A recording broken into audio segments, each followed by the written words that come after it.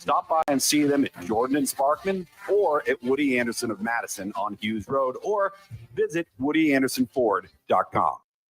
Uh-oh, Brad's buzzed. Oh, yeah? Yeah, he's starting with the woots. And now a speech. I just want to say that friendship is about heart and brain. Who's with me? Good thing is, he knows when he's buzzed. And my brain is saying, when it's time to go home, somebody call me a ride. Love that guy. Me too. Know your buzzed warning signs? Call for a ride when it's time to go home. Buzz driving is drunk driving. A message from NHTSA and the Ad Council. I don't think that many kids in my son's school even do it. He makes fun of his friend who vapes. He would never try it. She's in the song. She's on the honor roll. She's just not the type. No way. No way. No way. No way. My kid would never vape. Get your head out of the cloud. Today, nearly 8,000 kids will start vaping. Maybe even yours. Learn about the dangers at talkaboutvaping.org. You can now do more without it costing you more. Alabama's attractions have come together to offer the all-in-one ticket that downloads to your mobile device. No matter how many attractions listed on the ticket you see during the time span you bought, your price stays the same. Pick the right ticket option that best fits your schedule, and then enjoy more attractions without spending more. All-in-one tickets for different areas of Alabama are available at alabama.travel and other places where online tickets are sold. Brought to you by Alabama Tourism Department, the ABA, and this station. Hey, brother. Saw you call. John, I've been thinking about our days during the war, and I'm on my way. Thanks, man. If you are a veteran struggling with depression, anxiety, or need someone to talk to, call 800-273-8255. Press 1. It's private and free 24/7. Call 800-273-8255 or visit vetsforhope.com. Sponsored by the Partners of Alabama's Challenge and the Alabama Broadcasters Association. From the Fox 54 Weather Center, I'm Chief Meteorologist Jordan Dressman. A partly sunny to mostly cloudy sky this afternoon. Temperatures consistently climbing into the low and mid-80s across the Tennessee Valley. Maybe an isolated shower, but I actually think we're going to spend the vast majority of the day dry. Only dropping into the mid-60s as we head into the overnight. A partly sunny sky Thursday afternoon. Temperatures climbing into the mid, in some cases, the upper 80s. It does look like we are going to be dry Thursday afternoon. Only dropping into the upper 60s, lower 70s as we head into the overnight. A cloudy sky for your Friday. And once again, temperatures climb into the mid and upper 80s. I'm Chief Meteorologist Jordan Dressman on your home for ESPN Radio, 97.7 ESPN, The Zone.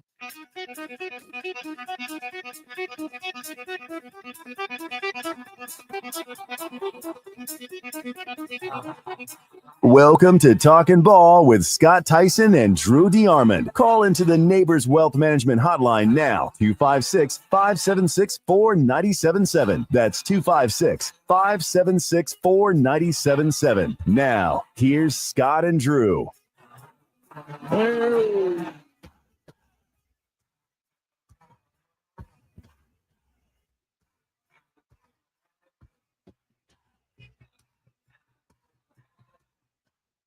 There we go. Now we're cooking. We're on. We're live. We're brand new. It's Talking Ball, 97.7 ESPN, The Zone. Scott Theisen, Drew DeArmond. Happy Wednesday morning, everyone. We made it to the halfway point of the work week, and we are sailing right along.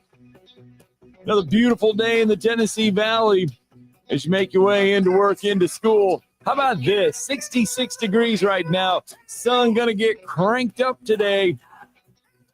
81 our expected high in the Tennessee Valley. So make sure you give our good friends Talkin Heating and Air a call if you need that air conditioned looked at. 256-503-4490. They've got it all for you. Thomas, Terry, Jeremy, they're holding court, and they're ready to serve you.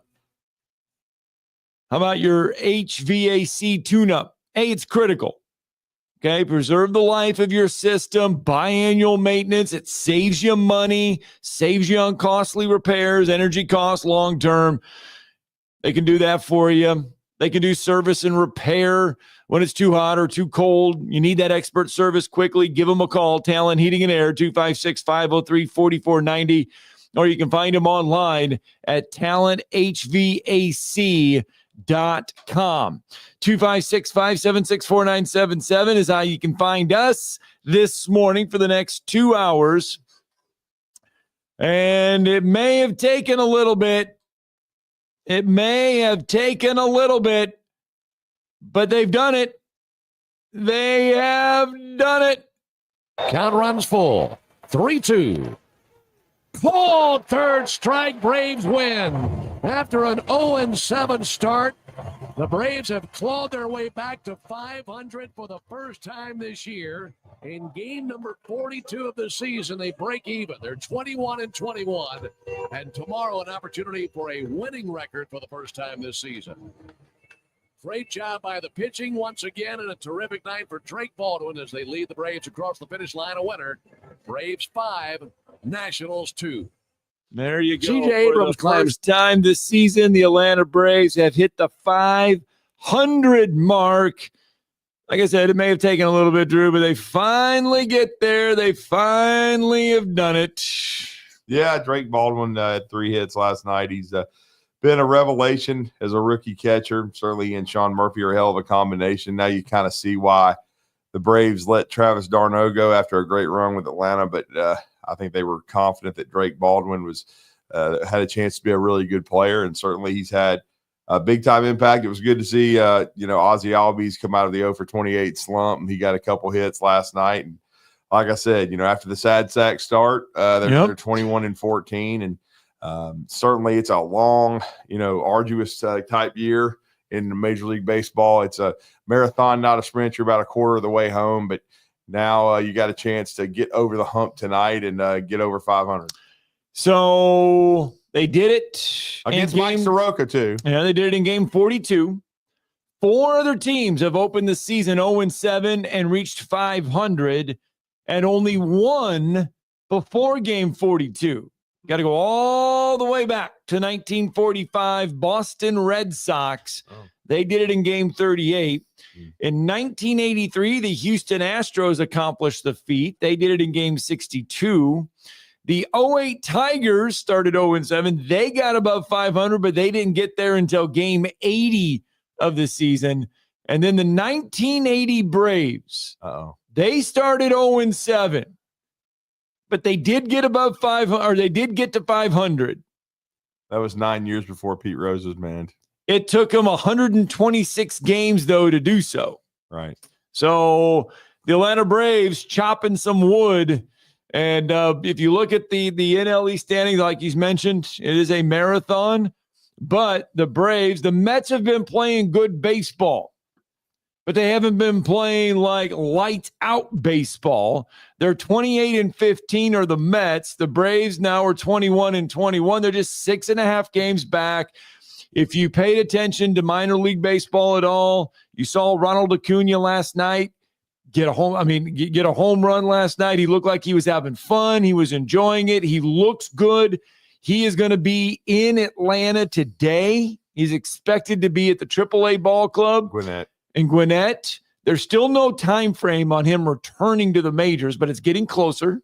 Well, I will say this. There was no time frame for him leaving the A-ball until he hit a home run in the first at-bat. Once he looks good, all of a sudden he gets fast-tracked to AAA. So yeah, I would say that sometime this month, Ronald Acuna will be back in the lineup. I wish it was Thursday at the Yard House. Yeah, that would be impressive. Don't think that'll be the case. I don't either. But nonetheless, we said if the Braves could just tread water, hold water until they get healthy, then things would be good for them. It looks like they're doing that. I know there's reasons for concern. I know you sit there and there's been some gaffes here and there. But look, you're at 500. You're only 6.5 games out. Strider still hurt, so you got to get him back. You're getting your best bat back in the lineup sooner than later now because everything looks good with the leg. I mean, I don't know. You can either look at it half full or half empty. Yeah. So what do you do? You mentioned Pete Rose. That's the other huge story. Yeah. It's the other huge story that came out of yesterday. It's kind of twofold. One, Major League Baseball, they lifted the lifetime ban on 17 players yesterday. Most notably in that list, Pete Rose and Shoeless Joe Jackson, along with other members of those 1919 Chicago Black Sox teams. But Pete Rose obviously gets the headline with the lifetime ban. lifted. Now, what does it mean going forward? Does he get into the Hall of Fame? Yes and no. It's here's the soonest it can happen. December of 2027. Yeah, because again, the sports writers have to vote him in. Yes. Posthumously, and a lot of the sports writers were completely against having Pete Rose into the Hall of Fame because I heard on the drive yesterday the late Bart Giamatti, who banned Pete Rose from baseball, has even said in '89, like, it's not my call. He goes, no. Eventually, the sports writers have to decide, if he's reinstated, is he going to be in the Hall of Fame? And so, yes, he even has to get on the ballot. He has to be determined if he's going to be on the ballot. Once he's on the ballot, it's a 16-person committee consisting of Hall of Fame players, executives, media members, or historians. They have to decide whether or not Pete Rose will be in the Hall of Fame.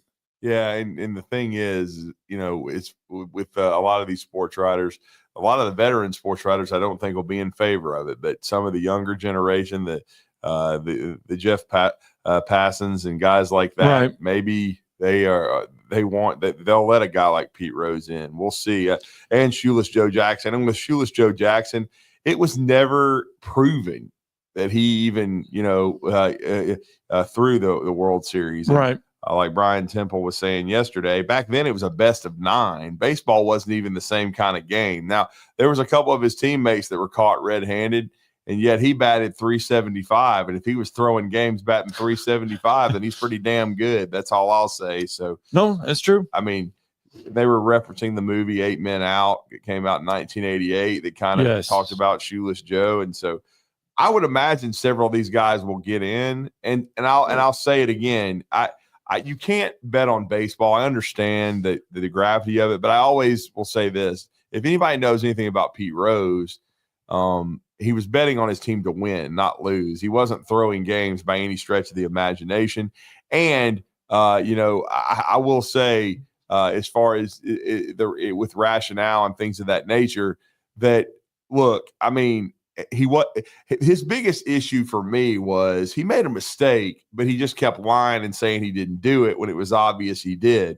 If he had come clean, like a David Ortiz, right, Andy Pettit, somebody like that, right, as popular as Pete Rose was with most of baseball, I think he would have been forgiven, and he might have been reinstated years ago. But he just, for many, many years, he said he never bet on baseball, and I think that hurt him more than the actual betting on the game. So there's 3 different ballots. There's the player ballot for the contemporary era, the contemporary era ballot for managers, executives, and umpires, and then there's the classic era ballot. Pete Rose falls under the classic era ballot. That's why it won't be until December of 2027 before any of this, I guess, moves forward. It is worth noting that Barry Bonds, Roger Clemens, Rafael Palmeiro were in the contemporary ballot in 2023, and they barely got any votes. Well, so and that's interesting because they were never banned. They were never banned, but they were. Everybody knows that they took steroids, yes. And so the sports writers have not been voting for them at all. Right. So that's why there's a lot of people that believe, yes, Pete Rose, numbers wise, everything else. I mean, gosh darn, he's a slam dunk Hall of Fame player. But some people are not going to agree with this, but I always thought what McGuire, Sosa, and Bonds did was worse. I mean, look, that's lied about it. Well, they lied, and it's the integrity of the game. I know you're trying to get an edge, but it gave you a physical edge, and in Bonds' case, probably extended his career. And the sad part is that Barry Bonds and Roger Clemens were already Hall of Fame players, right? But what about Mark McGuire, who admitted to everything? I don't think do you Mark feel any different? I don't think Mark would have been a Hall of Fame player if he hadn't juiced. Let's put it like that. I don't think he probably would have hit the home runs that he hit. I think he would have been a really good player. Right. I think he would have been one of those guys that was a very, very good major league player, but probably not a Hall of Fame player. In other words, there's been a lot of those guys that maybe a Dale Murphy, who people, I think he's a Hall of Fame player, but a lot of people, they haven't voted him in. He probably would have been somewhere along that level. I mean, I just think when you look at that, I just think, to me, him and Jose Canseco. I don't think Canseco would have been a superstar if he hadn't done it. I know he was very, very talented, but I think it gave them all an edge that ultimately pulled them over the top. Now, it made Bonds a legend, but he was still a Hall of Fame player anyway, not a champion, which is awesome.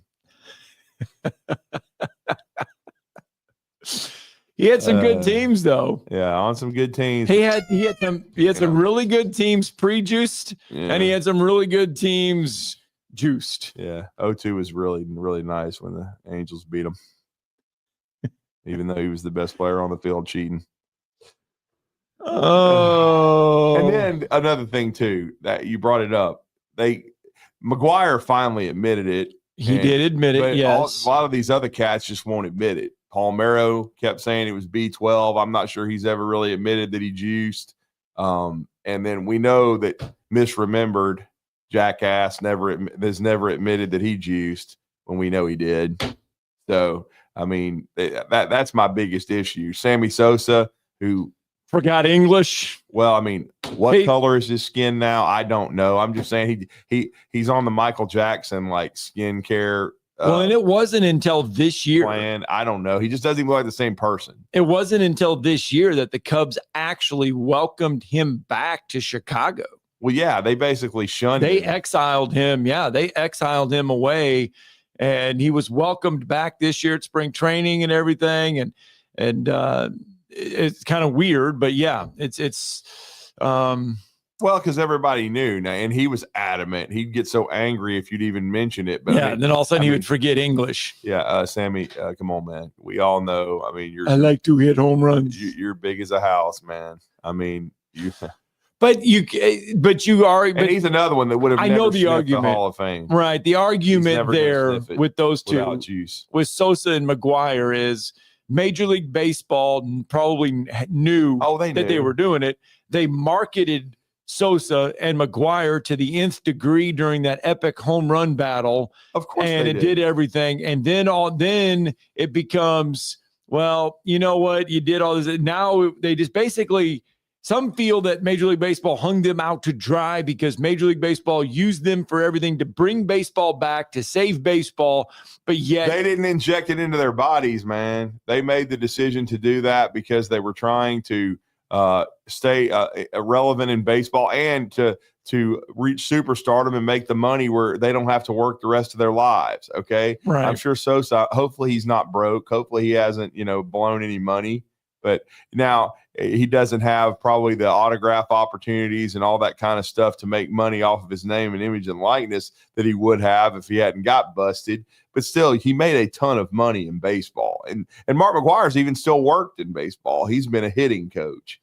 And I will say this for McGuire. He did admit it, okay? Yes, he did. He finally said, okay, yes, that was Androsine Dione in my locker in front of everybody that they could see, And so he finally admitted, and that's what you got to do. If you admit it, then they'll let you back in the game. You can talk about him being exploited and all this crap. All you do, yeah, I did it. Everybody was doing it. So what? I did what everybody else was just about the over 70 or 80% was doing. So I'm sorry, I did it, but I wanted to play baseball. I wanted to play it at the highest level. I wanted to make money for my family. It's a forgiving society. Okay. If Pete Rose would have come out 20 years ago. Absolutely. But people love Pete Rose and the way he played. And I don't think he was cheating. Like Pete Rose wasn't juicing. He was just betting on his team to win. Because if anybody knows Pete Rose and the way he's wired, he wanted to win every day. I mean, he ran over one of his best friends in an all-star game and ended his career, Ray Fosse. You're right. He ran his ass over to win. All right, we got to get our first break into the morning. When we come back, we'll get out to the phone lines. Mark from Spring Hill, we'll get to you first. We've got all kinds of stuff to get through. It's Talking Ball, 97.7 ESPN The Zone.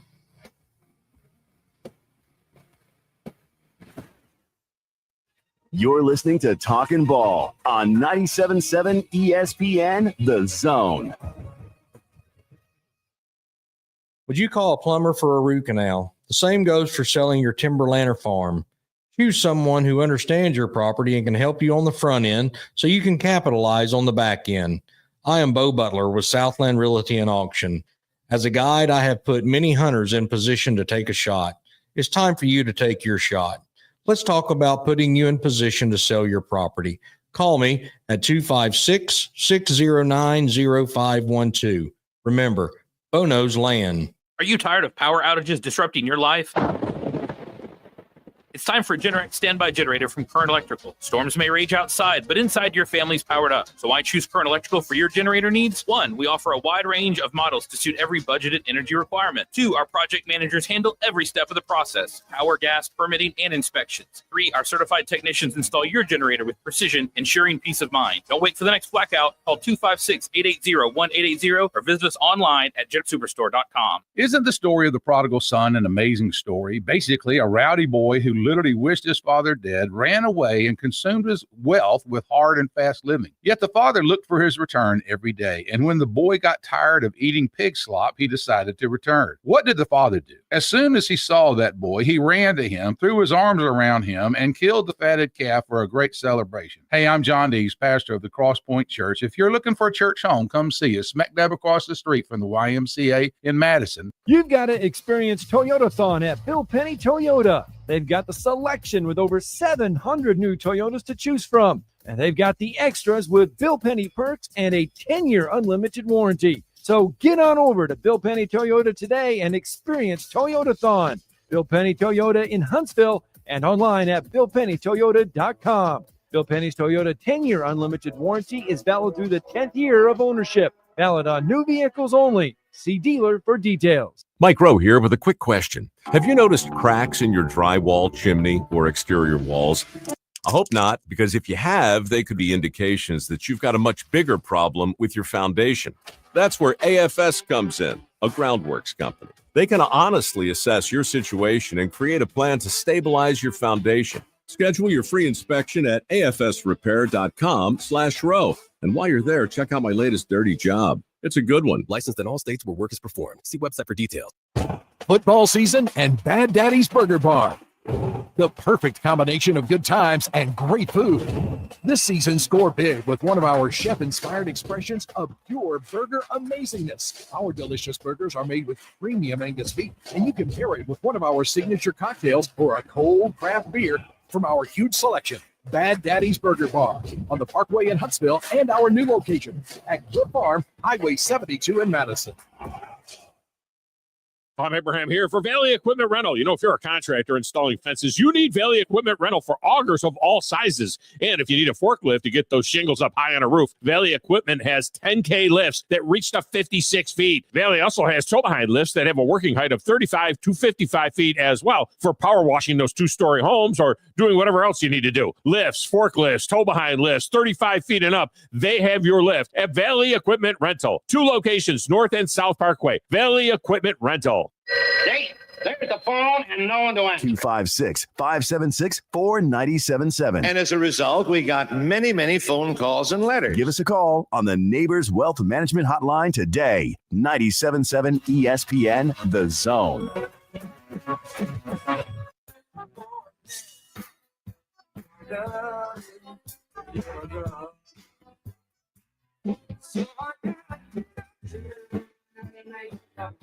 A lot of people getting up early in the morning in the Tennessee Valley each and every day. We appreciate them for tuning in with us as they make that drive into the Arsenal or wherever else they may be headed. It's 97.7 ESPN, The Zone. Scott Tyson, Drew DeArmond. Yeah, and as we know, I don't watch the NBA playoffs, but I thought everybody was looking forward to the Celtics and the Cavs and what an epic series it was going to be, and now neither one of them will very likely be there.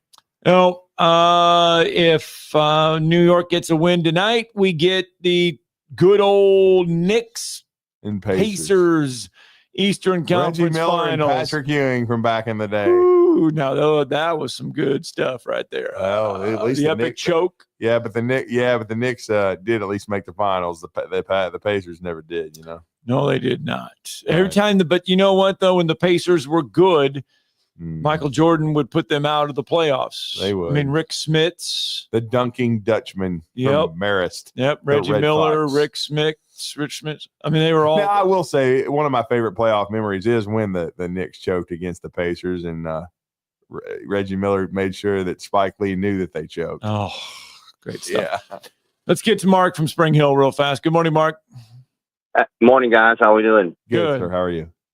Hey, good. I'm ready for college football to start because I stopped watching baseball when they did it, when they struck, but they did a strike. Oh, yeah. 94, you know, I mean, 94. I really did. I know it was over, you know, and it's kind of over what the NIL is, kind of like the NIL is today. And I wonder if, you know, I hope one day it doesn't get to the point where I'm like, the heck with college football. You know, I don't see it happening with Alabama. I'm such a big fan of Alabama. But you know, like you just said, Drew, you don't watch the playoffs. There's a reason why you don't watch them. You know, there has to be a reason. Just like I don't watch baseball, there's a reason. You know, and I think with pro sports and when college is now merging to pro, you know, you'll start getting a little of that. I even looked at, I go to the Stallions games in Birmingham some, and, you know, the XFL, they don't really care about how many people are in the stands. They just want it's the TV revenue, you know, and that sort of thing. So it's just a different day we live in with, you know, any sport you're looking at. But I was going to ask you all about Barry Bonds. He's the one that, of all the steroid use, he's the only one that I can recall, and I may be wrong here, but he didn't look like he was using like those other two guys you mentioned. Well, Barry Bonds? Barry Bonds. He was Barry jacked. Bonds. Yeah, Barry Bonds' head size, I think, Yeah. grew. Yeah. He said it was all a cream. Barry Bonds said it was all a cream. Remember the cream in the clear. Yeah, the cream in the clear that he kept rubbing on. Yeah, no. I read the Balco book. I mean, Barry was pretty jacked up. He might not have been, you know, Sammy Sosa and Mark McGuire, but if you go back and look at before and afters, and I mean, earlier in Barry's career when he was with the Pirates and the Giants, and still a great player. And then, you know, and then for the last several years of his career, when he did start, he made that plunge because he was jealous of Sosa and McGuire for taking away his headlines because he's the most vain jackass in probably the history of sports. He was. You know, you can just tell. I mean, he was 37, 38 years old, and he looked like a bodybuilder. Okay. And then because in most of those cases, when you in baseball, when you reach 33, 34 years old, you start slowing down and your body starts breaking down. With Bonds, he was great. And then he reached levels nobody had ever seen because of how talented he was. And he did that because of the steroids and being able to, and if you remember, it was interesting. He finally suffered a major injury because, again, he was so muscled up, stuff started finally breaking down on him. And basically the Giants just told him to go away. He had years left on his contract, and they told him to leave. They didn't tell him to rehab and come back. They were basically tired of him. Yeah. It was really a strange ending to a career for Barry Bonds. And it was. And he's actually worked in baseball since then. I think he's been with the Florida Marlins. He was their hitting coach or whatever. Yeah. He was the hitting coach there. So you made reference to the Indiana Pacers. Yeah. Yeah. Big Rick called in to let us know that they did make it to the NBA Finals in 2000.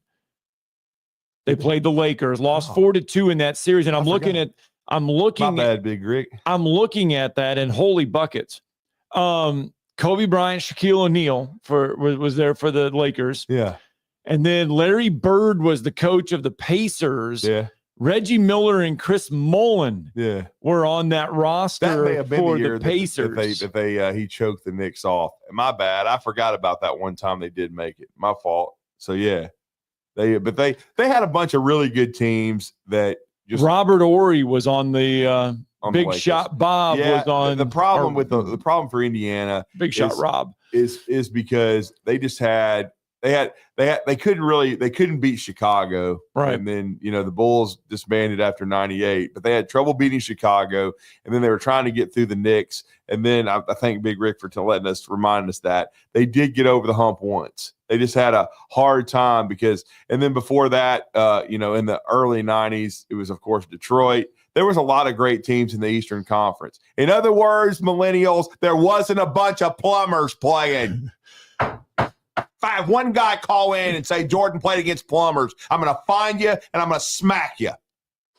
Who says he's played against? Trust me, plumbers? if you see some of these idiots on social media and on X, I mean, they couldn't be any stupider. They probably think a basketball is green.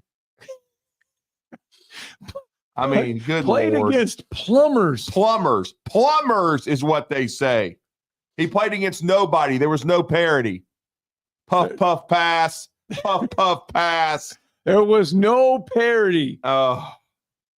He was only playing against one Hall of Famer after another. These are the same idiots that tell you Larry Bird would have been a role player today. Good Lord. I still say it. I know we say it all the time, but I still say it. I would love to have been privileged enough to see the dream team practice for the Olympics, man, to see that dream team practice. That would have been just remarkable. How athletic Michael Jordan was. Dominique Wilkins, who we never talk about Dominique because he didn't win a championship. Right. But he was a great, great player. Karl Malone. You're telling me all these people weren't athletic? John Stockton. And Larry Bird schooled them all. So if there's one thing I'm certain of in life, LeBron James could not guard Larry Bird because he's not disciplined enough to do so anyway. And he'd have to flop to try to get some calls anyway.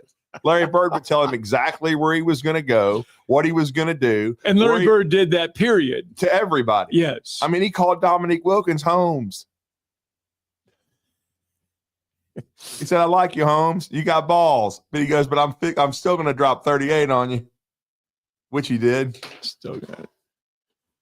Oh. I'm sorry. And these guys can play in this era, but it's the lack of physicality and then just the lack of overall basketball IQ with some of these fools is just astonishing. Yeah, the Pacers back in 2000, Derek McKee, Reggie Miller, Chris Mullins, Sam Perkins, Jalen Rose, Rick Smits. Some good players. Austin Crozier from Providence. Jonathan Bender. Yeah, straight out of high school from Mississippi. Yep. He never quite reached what everybody thought he would. Jonathan Bender was supposed to go to Mississippi State. Yep. And so I remember NIL. I was at the McDonald's All-American game that year that Jonathan Bender played in. He was awesome, man. He set the record for points scored in a McDonald's All-American game that year, did Jonathan Bender. I was at that game, watched him, sitting courtside, watch him go off. Some really good players. Oh, it was. Chris Mullin, Hall of Fame player. People forget how good Mully was because he didn't win a championship, but he was on the dream team. I mean, if you want to read some good stuff, just on YouTube, find Mully doing interviews about Larry Bird coaching. It's awesome. And that's what I'm saying. I would love to have been there to see in person that dream team practice. You know, Chuck Daly, the coach of that team, and to see them go through the stories, the documentaries, and everything it's phenomenal to watch. The late great Chuck Daly couldn't stand Detroit, but he was a hell of a coach. He fit Detroit, though. Yeah, he fit the whole persona of those Detroit Pistons teams. He and Pat Riley with the suits, man. Pat Riley suits back in the day. Yeah. And he was one of the first ones to start wearing Armani on the sidelines. Every game. Yep. All right. We got to get that break in. We'll get back. We'll get back out to the phone calls. It's Talking Ball 97.7 ESPN The Zone.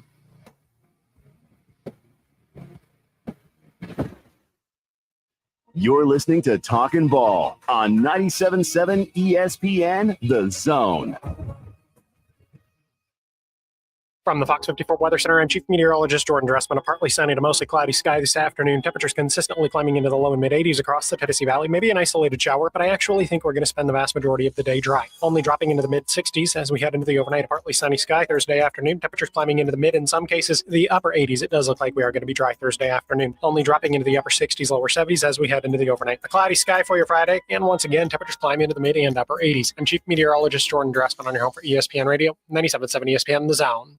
The sound of the organ, the crack of the bat. It is gone. The sight of watching the ball go over the wall, and the taste of peanuts and Cracker Jacks. There's nothing like it. It's America's pastime. From the first pitch to the final out, you can hear every game right here on your home for Alabama baseball. Your home of the Alabama Crimson Tide is 97.7 ESPN, The Zone. Ford Motor Company. From America, for America. Hi, folks. Bobby White back again for Woody Anderson Ford with a real quick quiz.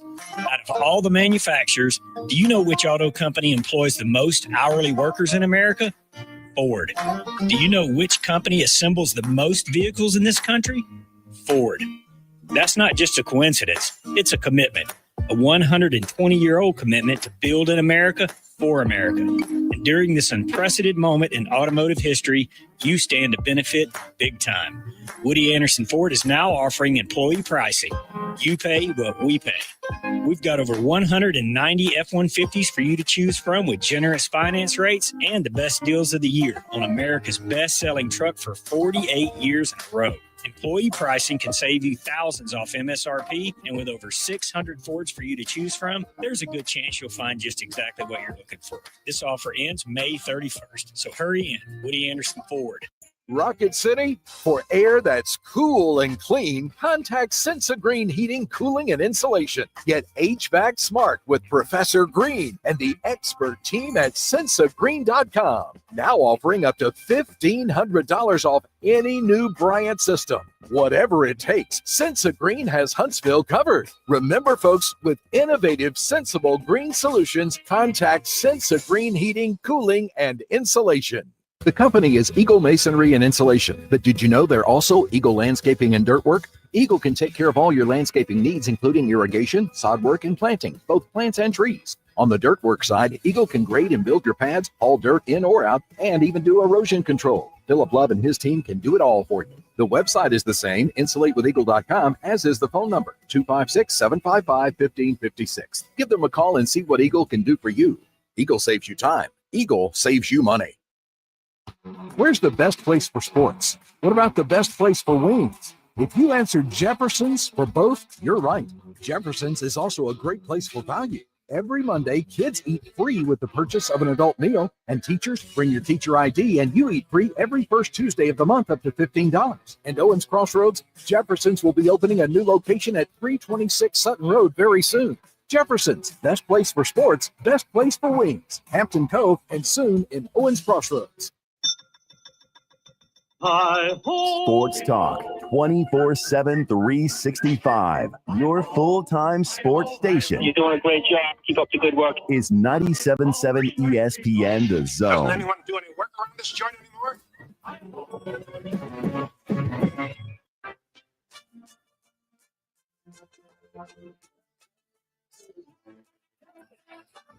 All right, let's keep visiting the phone lines. Let's get out to Brandon real fast. Good morning, Brandon. Morning, gentlemen. Morning, sir.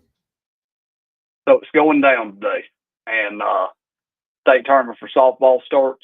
Right. Your girls are going to gear up about the time you guys get off. They're going to play at 10, 1:30, and 5.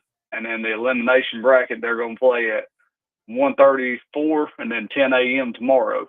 Yeah. It is cutting off when I try to look at game 15, which would be your final game in the championship round. Oh. It's cutting off, and I can't see what time that it is. But it looks like it might be just in time to leave the Braves game tomorrow if things work out and catch that bad boy right out of there. So if y'all see me jump up in the 7th inning and run out, you know where I'm going.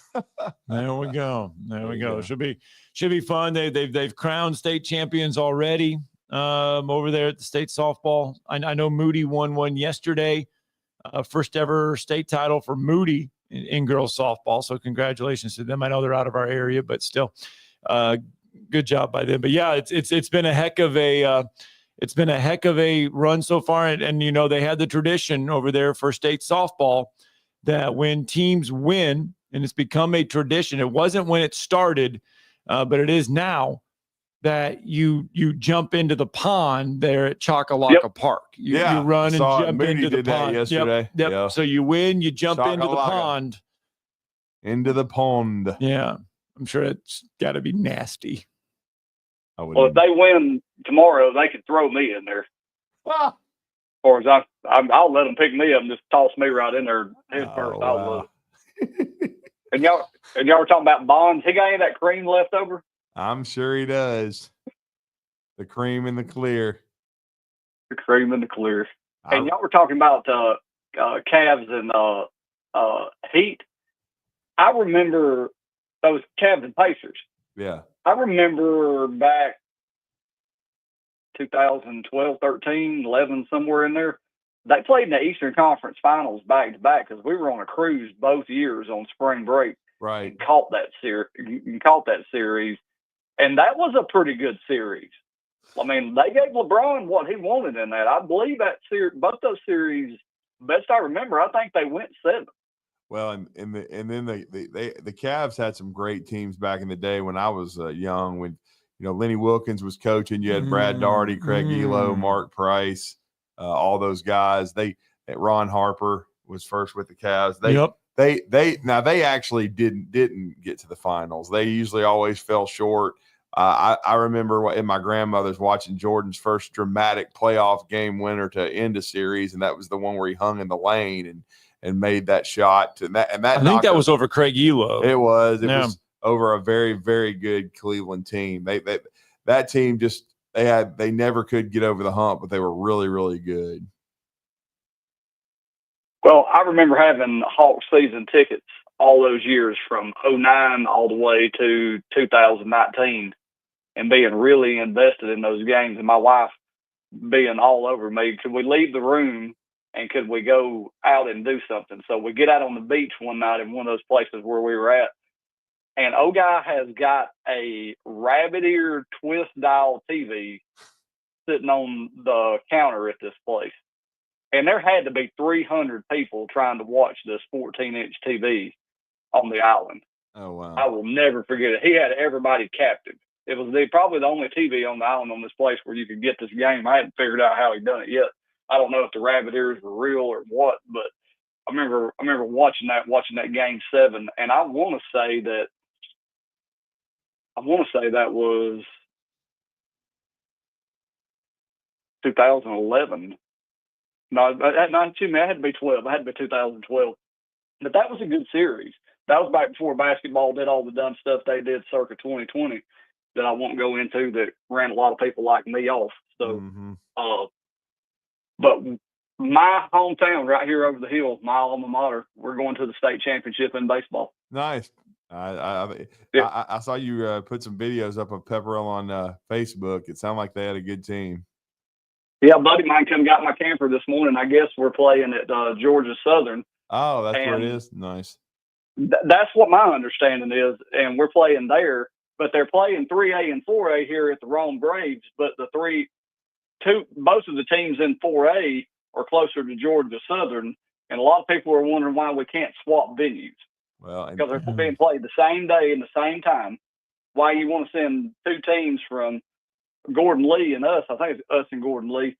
Send us 3.5 hours down the road, and then you got those teams down there. It'd be a short drive for them and a short drive for us. So I'm interested to see how this works out, because my understanding is the teams are in agreement that they would be okay to trade venues, and we'll see what the GHSA comes out and says. But it's been 52 years since the state championship Pepperell has played for it in baseball, and it blows my mind that it's been that long. It's been 35 since we've been there in a football game. But we went and played Jeff Davis last night, and I'm going to tell you, man, they made some fielding errors last night. They had 3 errors in one game that cost them runs on each one, and they're a good baseball team.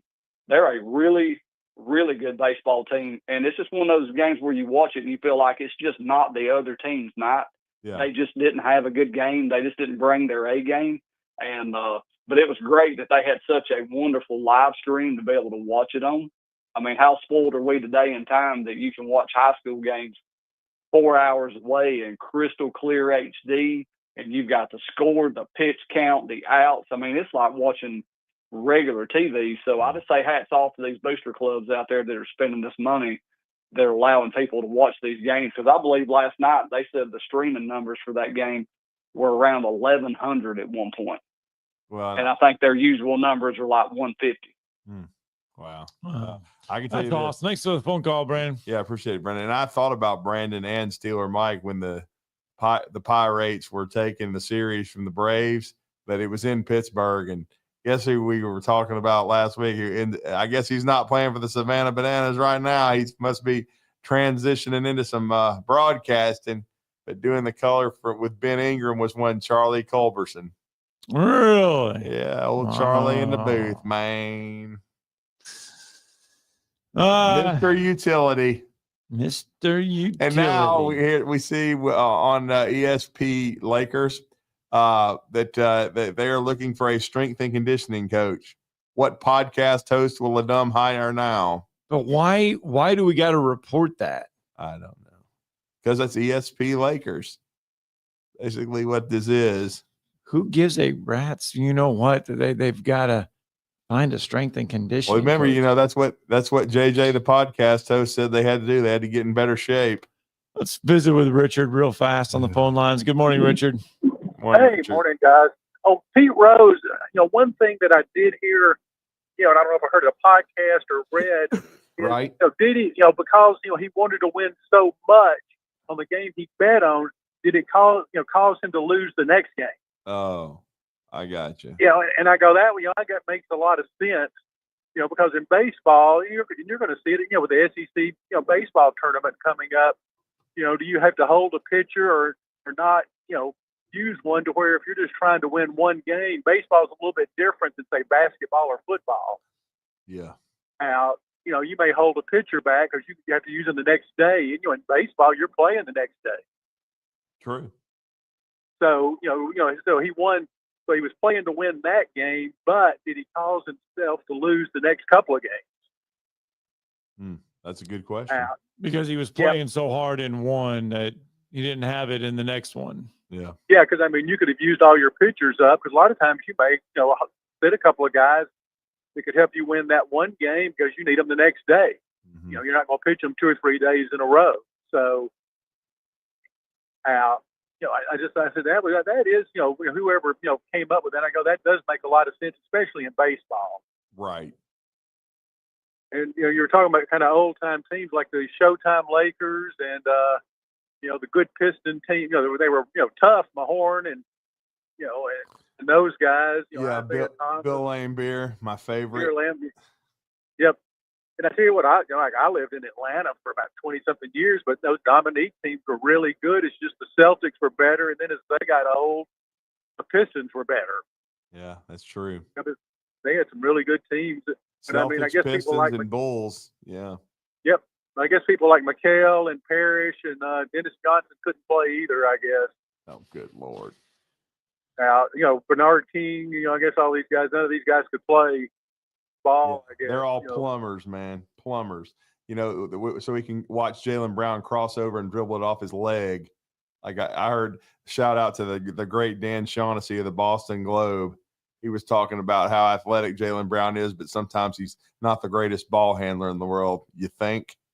He's only paid $236 million. So next time I need a plumber, is Larry Bird going to come out and fix my plumbing? he may have a little trouble getting under the sink at 6'9". He might have a little trouble getting under my sink there. Yeah, just a little bit, I would think. Yeah. So like I said, those guys, Magic and Worthy and those guys were all pretty good ball players back in those days. So and one thing too is they when they were getting in the NBA, they were already skilled because they'd all played 3 and 4 years of college, most of them. Yeah, that's what's killed the game to me. I wish they would have a baseball rule. If you want to come out of high school and these NBA franchises are stupid enough to draft you, and in some cases you might have a LeBron James, a Kevin Garnett that's a freakazoid that can make that jump, or I would imagine Cooper Flagg. I was just going to say, but other than that, play 3 years of college, and I think it would really benefit the game. And now, especially with NIL and these fools getting paid, I mean, it would really help you. It'd help the college game. It would help the pro game. We might see more guys stay in because, be tolerable. All right, Richard, thanks for the phone call, Richard. Thanks for the phone call. to this point we were just bringing up right now, we got to get a break in because there was someone in college basketball that opted not to go and stay in the NBA draft from the SEC that could end up at another SEC school. He's my boogeyman.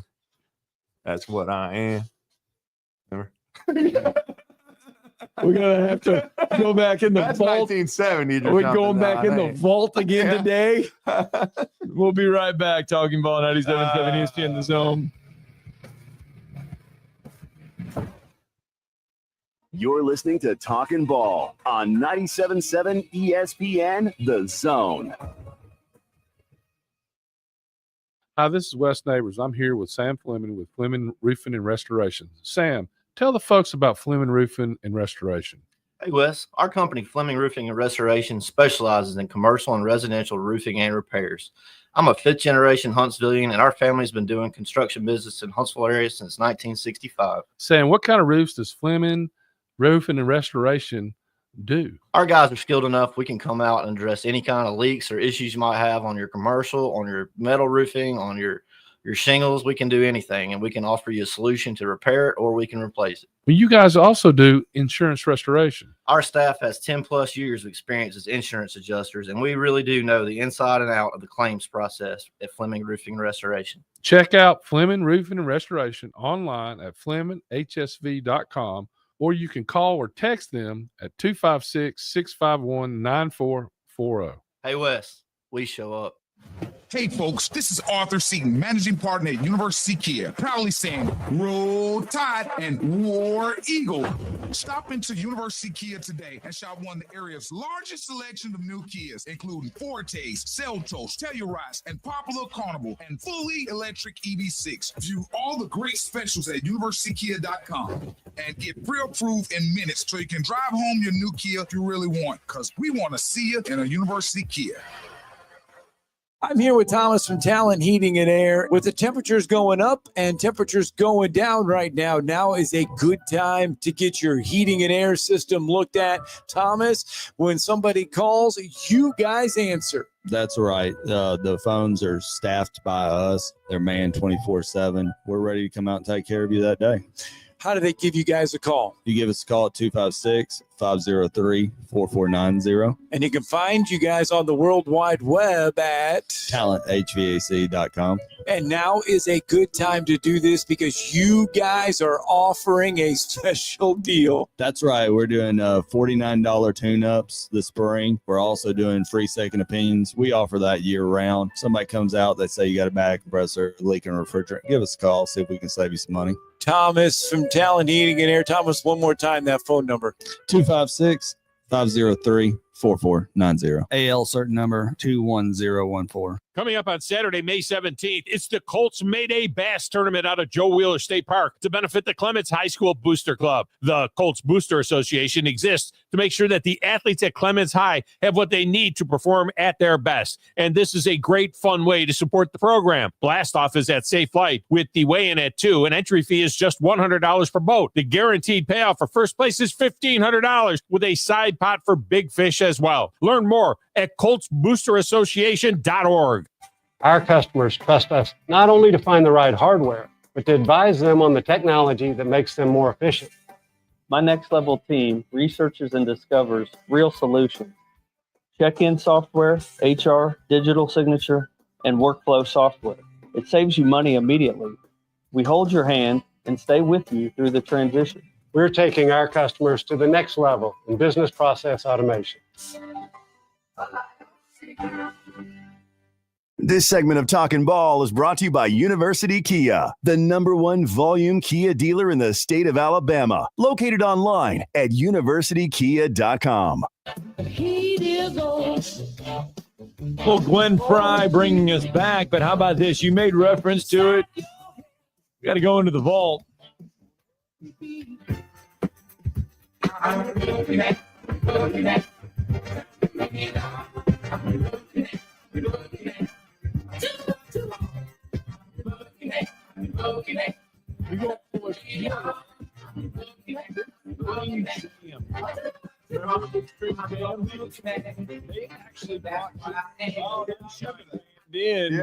for the Big Spring Jam one year. Yeah.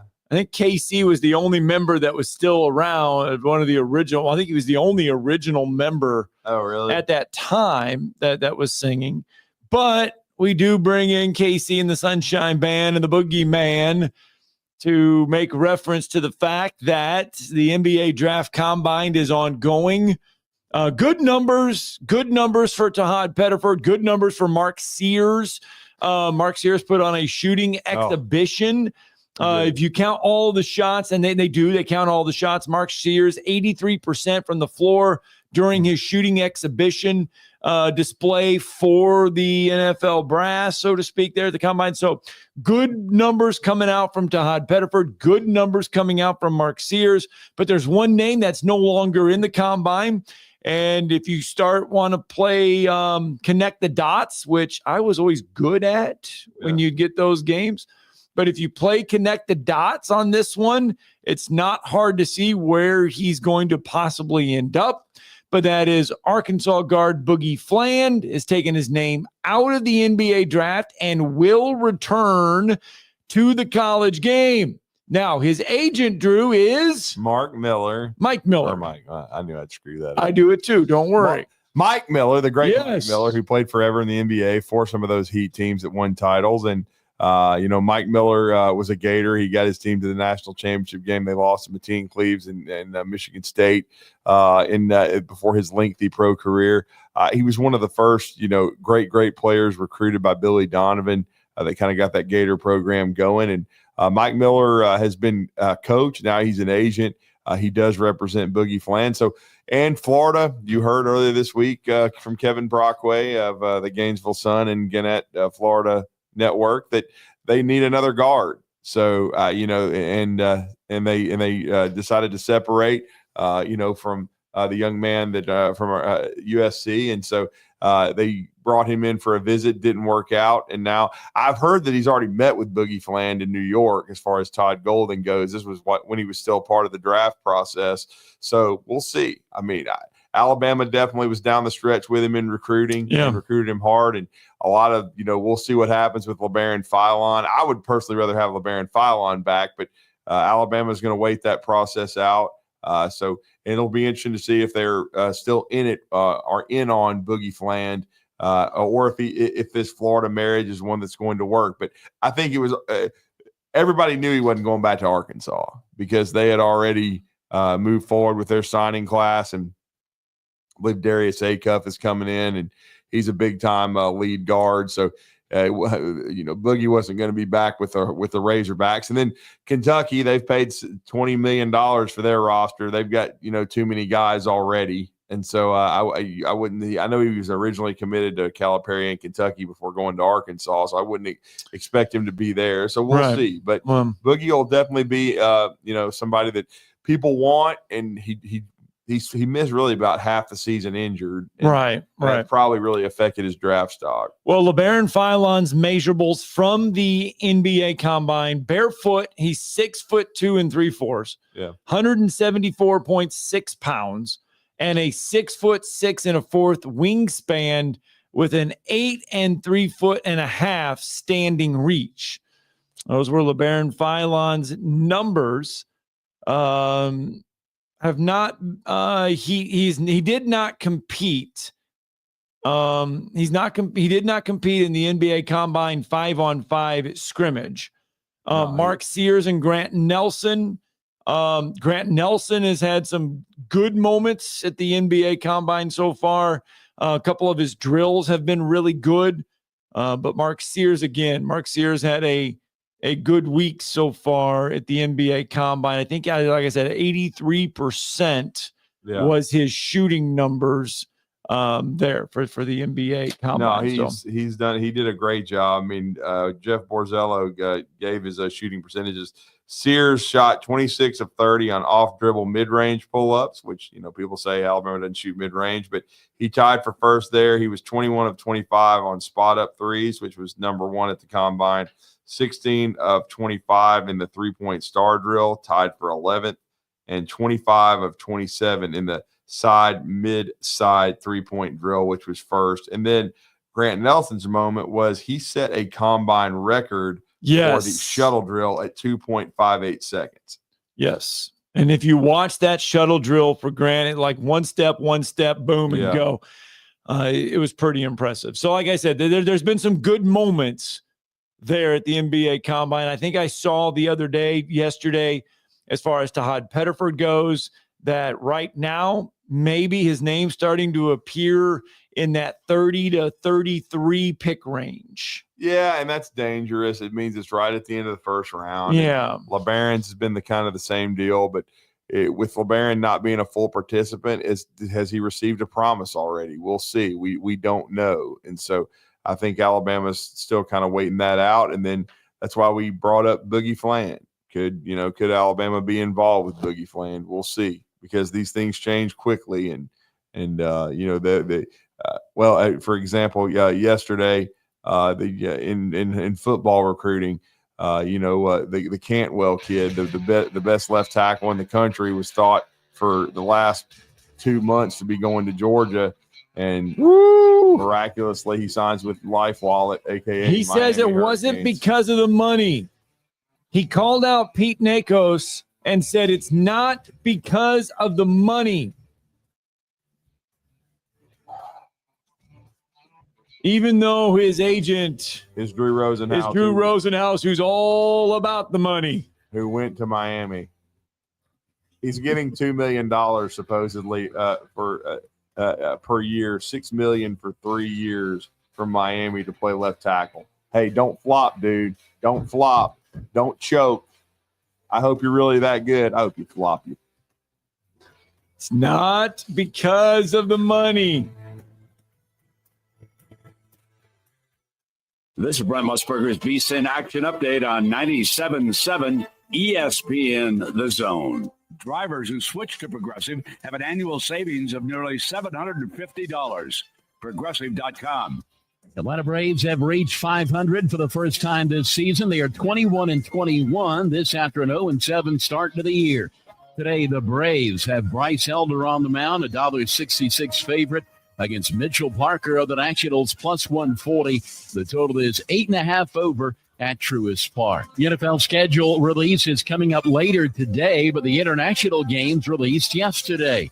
November the 9th, the Atlanta Falcons will meet the Indianapolis Colts in Berlin, Germany. Falcons open as a 2.5-point favorite, 45.5 the total. Remainder of the schedule coming up later today. Mike Sennett, 97.7 ESPN The Zone. WCZN, Union Grove, Huntsville, Alabama. 97.7 ESPN The Zone. SportsMed is the official team physicians of the Rocket City Trash Pandas. And if the pros trust SportsMed, you can too. SportsMed provides every service you might need for complete orthopedic care, specializing in orthopedic surgery, sports medicine, joint replacement, spine surgery, neurosurgery, and podiatry. And they offer their own brace shop, in-house full-body MRI, physical therapy, walk-in clinic, and so much more. 4 locations and on the web at sportsmedalabama.com. This hour brought to you by SportsMed Orthopedic and Spine Center. Online at sportsmedalabama.com.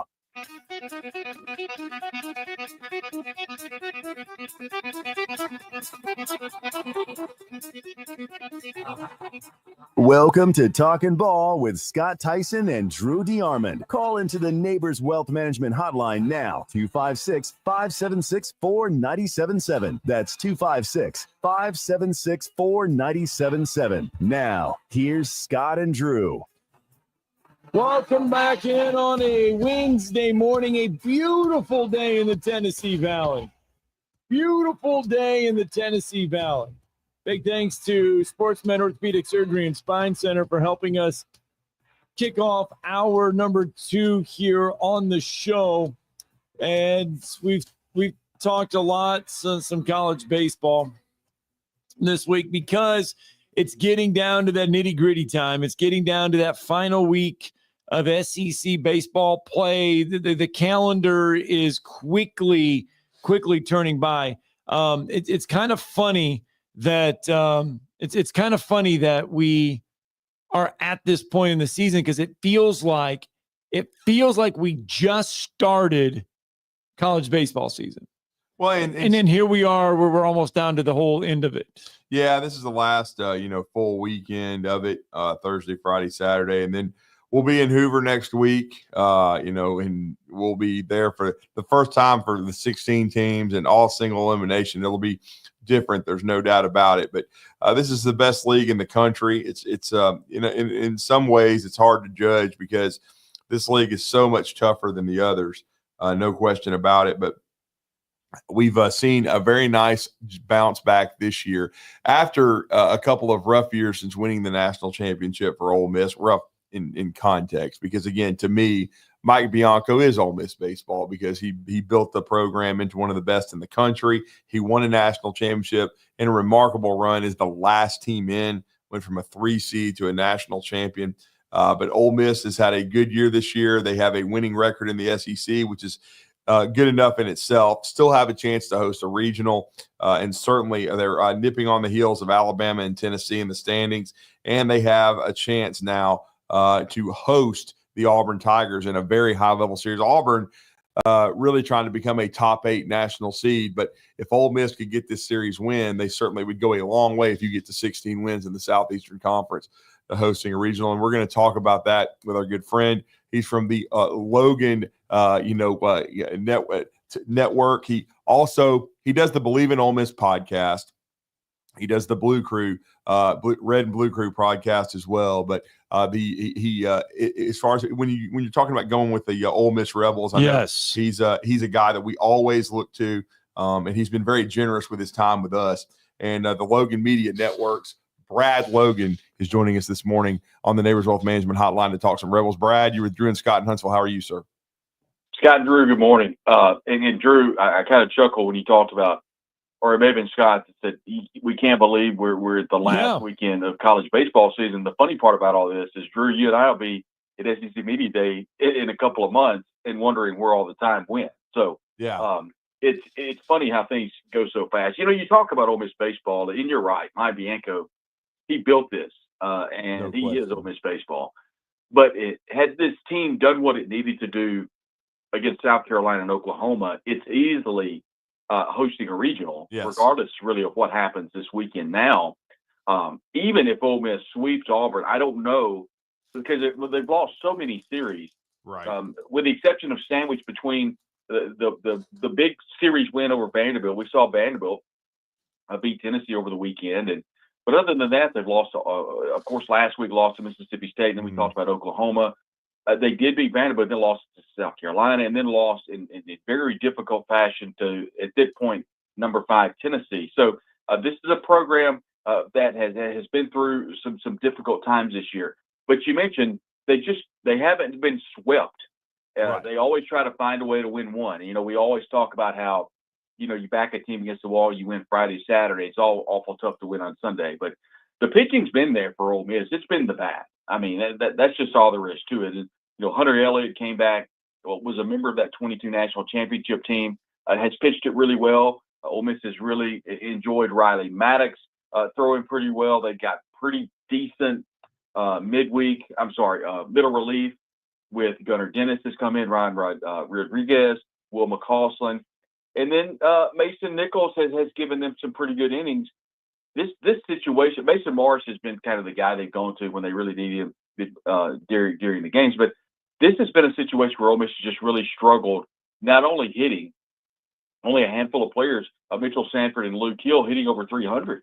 You've got some other guys hitting over 300, but they're kind of the guys that come in relief opportunities and driving runners in, and then they just strike out too much. I mean, right now Ole Miss is sitting at 480 strikeouts this year as a team. Wow, I mean, that's a lot, and that's kind of guerrilla ball with Mike Bianco. I mean, they had a lot of home runs, 97 home runs. They're right there at the 100 home run mark.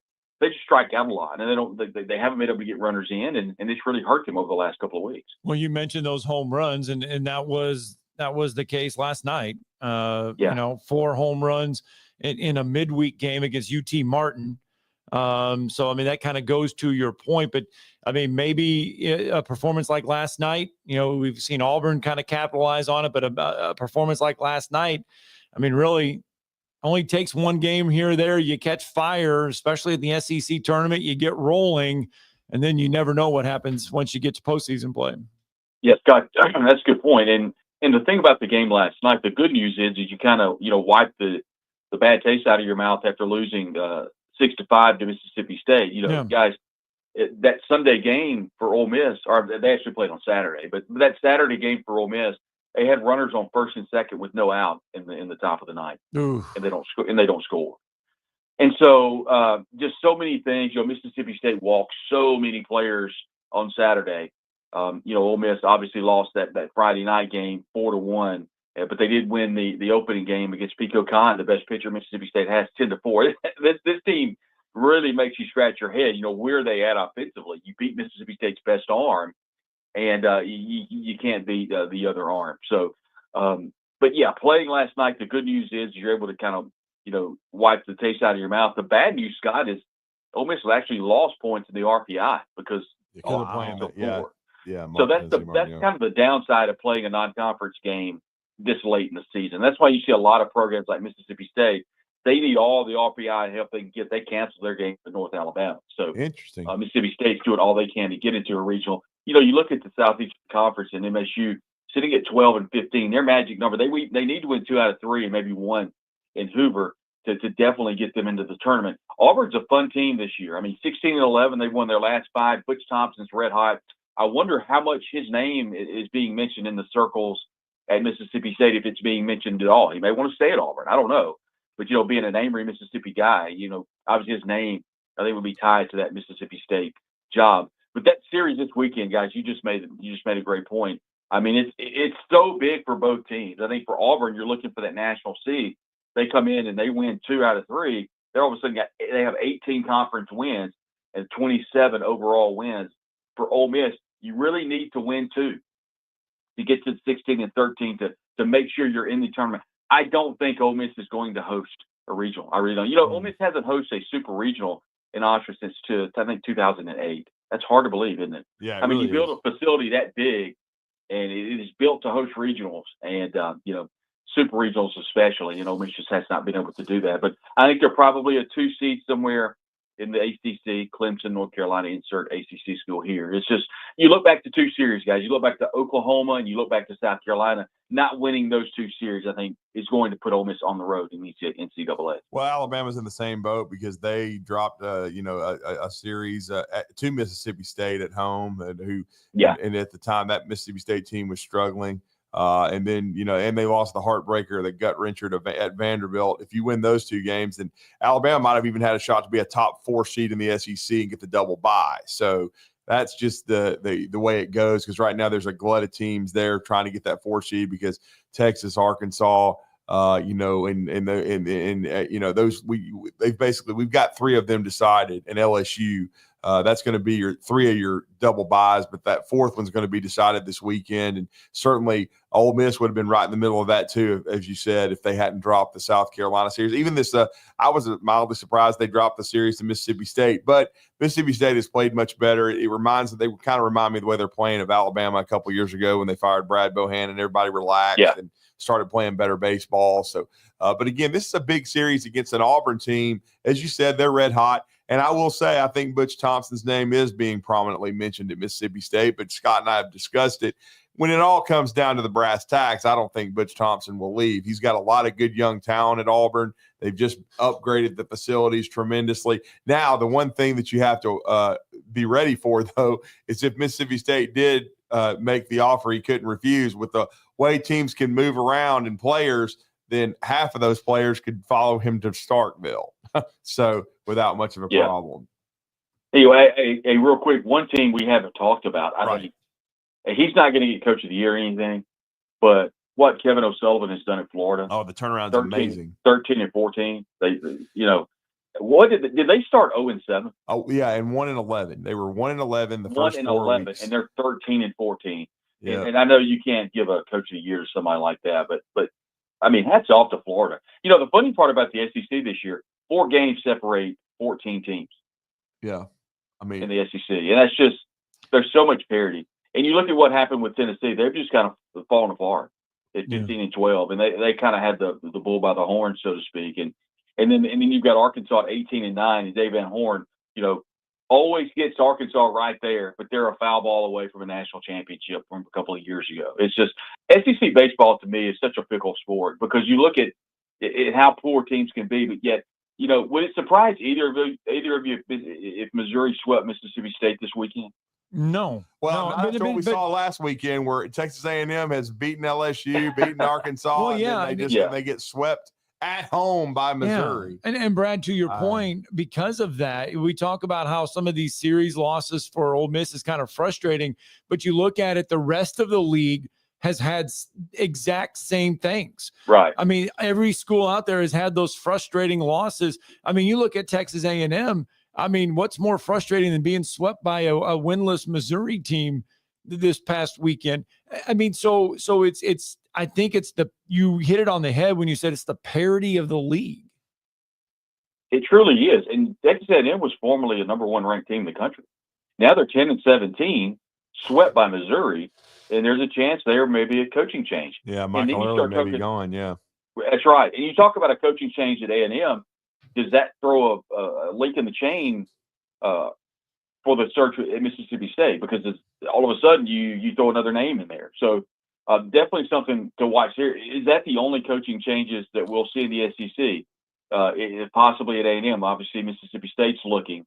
Where's everybody else at this point? I don't foresee anything crazy happening right now. But like I said, we're at the end of the year. And this is, forgive me for asking more questions than answering, but I mean, in your opinion, I would love your guys' thoughts. How important is Hoover this year? We talk about Hoover sometimes being important for some teams. Some teams, like, history's proven that Paul Maneri and LSU, and then Ray Tanner, if you'll remember back in South Carolina days, go over there two and barbecue and come home because they're getting ready for regionals. But then you got teams like Mississippi State, possibly Ole Miss, possibly Florida. They need wins in Hoover. So does this year's Hoover mean more than in years past? In some ways, I think depending on what happens in Gainesville, Alabama may need wins to try to host. And then because Alabama, you're trying to at least get one in Gainesville and hope that you can fight through it and get in that top 8 where you get one of the byes. But I think for teams like LSU, for Arkansas, for Texas, even Auburn, depending on what happens in Oxford, then if you're in the top 4, it's really and I know you don't have to play. You only have to play 3 games to win it, but it's not as important, I don't think. Now you're going to go out there and compete. But you might even have pitch counts on guys and not, risk injury and things of that nature. I still think that it's going to be a lot of competition because, again, besides the top 4 double byes, I think all the other teams have something at stake, whether it's to cement a regional host or in some ways to maybe even jump into that top 8 nationally, because the SEC is so dominant. And so, I mean, it just doesn't mean it just shows you how, like, if a team like Alabama could be 8, 9, or 10 seed, that's different. They could be near the top of the ACC, the top of the Big 12. It's just different. And so, I think changing it to the 1-game format, Brad, I think that really helps. It's going to make it so that teams, you have to focus. If you want to get wins, you've got to play. You can't just go over there and mail it in for a game and then go home. If you need the wins, you've got to make sure that every game you play to your best. And if you're Arkansas or LSU, it's like flush it if you lose and then just roll. We're getting ready for the most important stuff, which is the regionals and the supers. Yes, and I think I agree with you. Outside of the 6 teams that we were just talking about, including Auburn at 16-11, all the way up to Texas at 20-7, everybody below them, I think needs at least a win or two for a number of reasons. Depending on what happens with Ole Miss and Auburn, if Ole Miss has lost 2 out of 3 and they're 15-15 going into Hoover, they're probably in, but it really wouldn't hurt to get to 16 wins in the conference. And I can say the same. You start talking about Kentucky, Oklahoma, Florida, and Mississippi State. I just think for whatever reason, this could be a much more important SEC tournament than we've seen in years past. But maybe we say that every year. I don't know. But it just seems like this year it possibly could be more significant. How do you see this series this weekend with Auburn and Ole Miss play out? I think Auburn's better right now. I think they're playing better. I think they're playing with more confidence. They're definitely playing with more confidence to play. If you ask me right now, I would say Auburn wins 2 out of 3. That gets Ole Miss to 15 conference wins. If Ole Miss gets 15-15, guys, I think they're probably in. It wouldn't hurt to win one in Hoover. I don't think slide of anything other than a sweep of Auburn and maybe one in Hoover does Ole Miss get into that hosting competition. But it possibly could be. Yet I just think Butch has the team playing with a lot of confidence. I mean, what they've been able to do over the last couple of weeks, they're pitching it really well. And already at 16 conference wins, they're playing with something a lot more motivation than Ole Miss is playing with. That's to get to that possible national seed. You talk about a sweep, you get the 19 wins in the conference. That's strong in the SEC. So Auburn comes in and sweeps. They're 19-11. That completely changes the dynamic for the Auburn Tigers. So they're playing with a lot of confidence. I think Auburn's probably 2 out of 3 this weekend. Well, we got Brad Logan yet again, Logan Media Network, WFCA FM Sports, Believe in Ole Miss podcast, also co-host of the Red Blue Crew pod. He does a great job talking Ole Miss. And one last thing for you before we let you go, because I know how beloved he is by the Rebel Nation. He was part of that 2022 national championship team. Our guy Brewer Hickling got his first major league hit this week.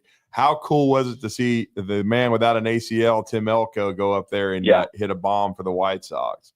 Well, everybody was really excited. Mike Bianco commented after the game about how excited he was, but probably the coolest moment of that game is I saw a picture floating on social media that John Elko, Tim Elko's dad, had already got a hold of the home run ball and had it in a vibe, whatever you call it, a trophy thing. And so, it's just really neat. And you look at what Elko's been able to do. It's kind of been a running joke that Tim Elko hit a home run today.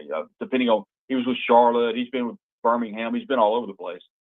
And it's been fun to watch his climb. And you begin to wonder what are the White Sox doing, because obviously they look at so many different things that are revolving around a particular prospect, not just their home run powers, but they look at so many things, whether it be on the base. Depending on what position you play, your speed, all these different. So something was amiss with Tim Elko, because everything that someone like me who doesn't know about any of that scratches their head and says, what does he have to do to get to the league? Well, obviously he finally did that. And so a lot of Ole Miss fans are excited, just like, whatever fans are listening to the show here. If the team you're following gets a player in the league, you obviously want to follow them and be supportive of them. So Ole Miss fans are really excited that Tim Elko finally made it to the White Sox, and how fitting that his first at-bat was a home run.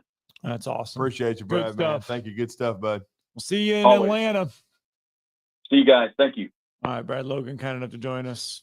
Yep, Good absolutely. stuff. All right, let's punch that break in. We talked to Auburn, Ole Miss. Auburn had a game last night. Big time, cool moment in the Auburn game last night. Special moment. It was a massacre. Yeah, we'll let you hear it coming up next.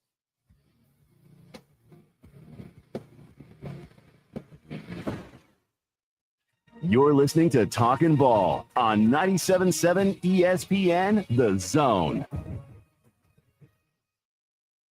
Specializing in simple and affordable rentals, McCurry Van and Car Rental can make sure you have just the right vehicle for your next family vacation, weekend getaway, or if you just need transportation while your vehicle is being repaired. McCurry carries Ford Transit vans and Mercedes Sprinter vans, trucks and work vans, and more. And they offer discounted rental rates for long-term rentals. Now with 4 locations: Athens, Muscle Shoals, Coleman, and Huntsville. Log on McCurryRentals.com to make your reservation now. That's McCurryRentals.com.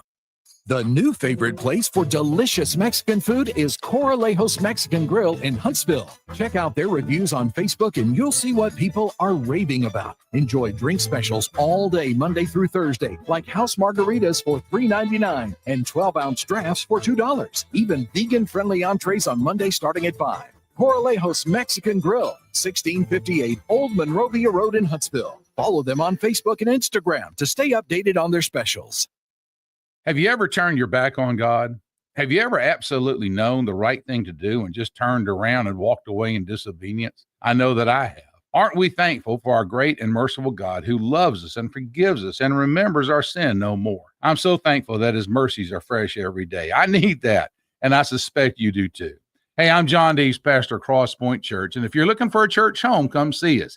We're smack dab across the street from the YMCA in Madison. And check us out at cpcfamily.org. Is your financial advisor offering you up to a 30% upfront bonus? Are they promising you up to 10% growth per year guaranteed for your retirement income? If not, you need a new financial advisor. I'm Jeff Jr., founder of Trajan Wealth. If you plan to retire within the next 10 years, don't wait only to find out it's too late. I've seen hardworking folks like you retire only to be required to go back to work, all because their advisor told them guarantees like these were too good to be true. They're not. That's up to $30,000 up front or up to $10,000 per year on $100,000, all guaranteed for retirement income. Don't work when you're supposed to be retired. If any financial advisor tells you it's too good to be true, they simply don't have the options we do. Call Trajan today, 256-208-9000, 256-208-9000. Advisory services offered through Trajan Wealth LLC, an SEC registered investment advisor. Hi, folks. Bobby White back again for Woody Anderson Ford, inviting you to come test drive any one of our over 100 F-150s. From rock-solid, dependable work trucks to our state-of-the-art Platinum Series, we've got an F-150 for you. Test drive one today, and you'll understand why the F-150 is the best-selling truck in America, going on 48 years in a row. Just as successful offenses and defenses are built on teamwork, Woody Anderson Ford is powered by our people. Our sales and service teams are well-trained to save you time and money. And because we want your business again and again, no one will work harder to earn it. Our mobile service teams come to your home or business for oil changes, brake work, tire rotations, and more. And the great thing is you don't pay extra for it. We come to you with mobile service at no extra charge. Proud to be local, family-owned, and at your service for over 62 years. Woody Anderson Ford, Alabama's F-150 Superstore.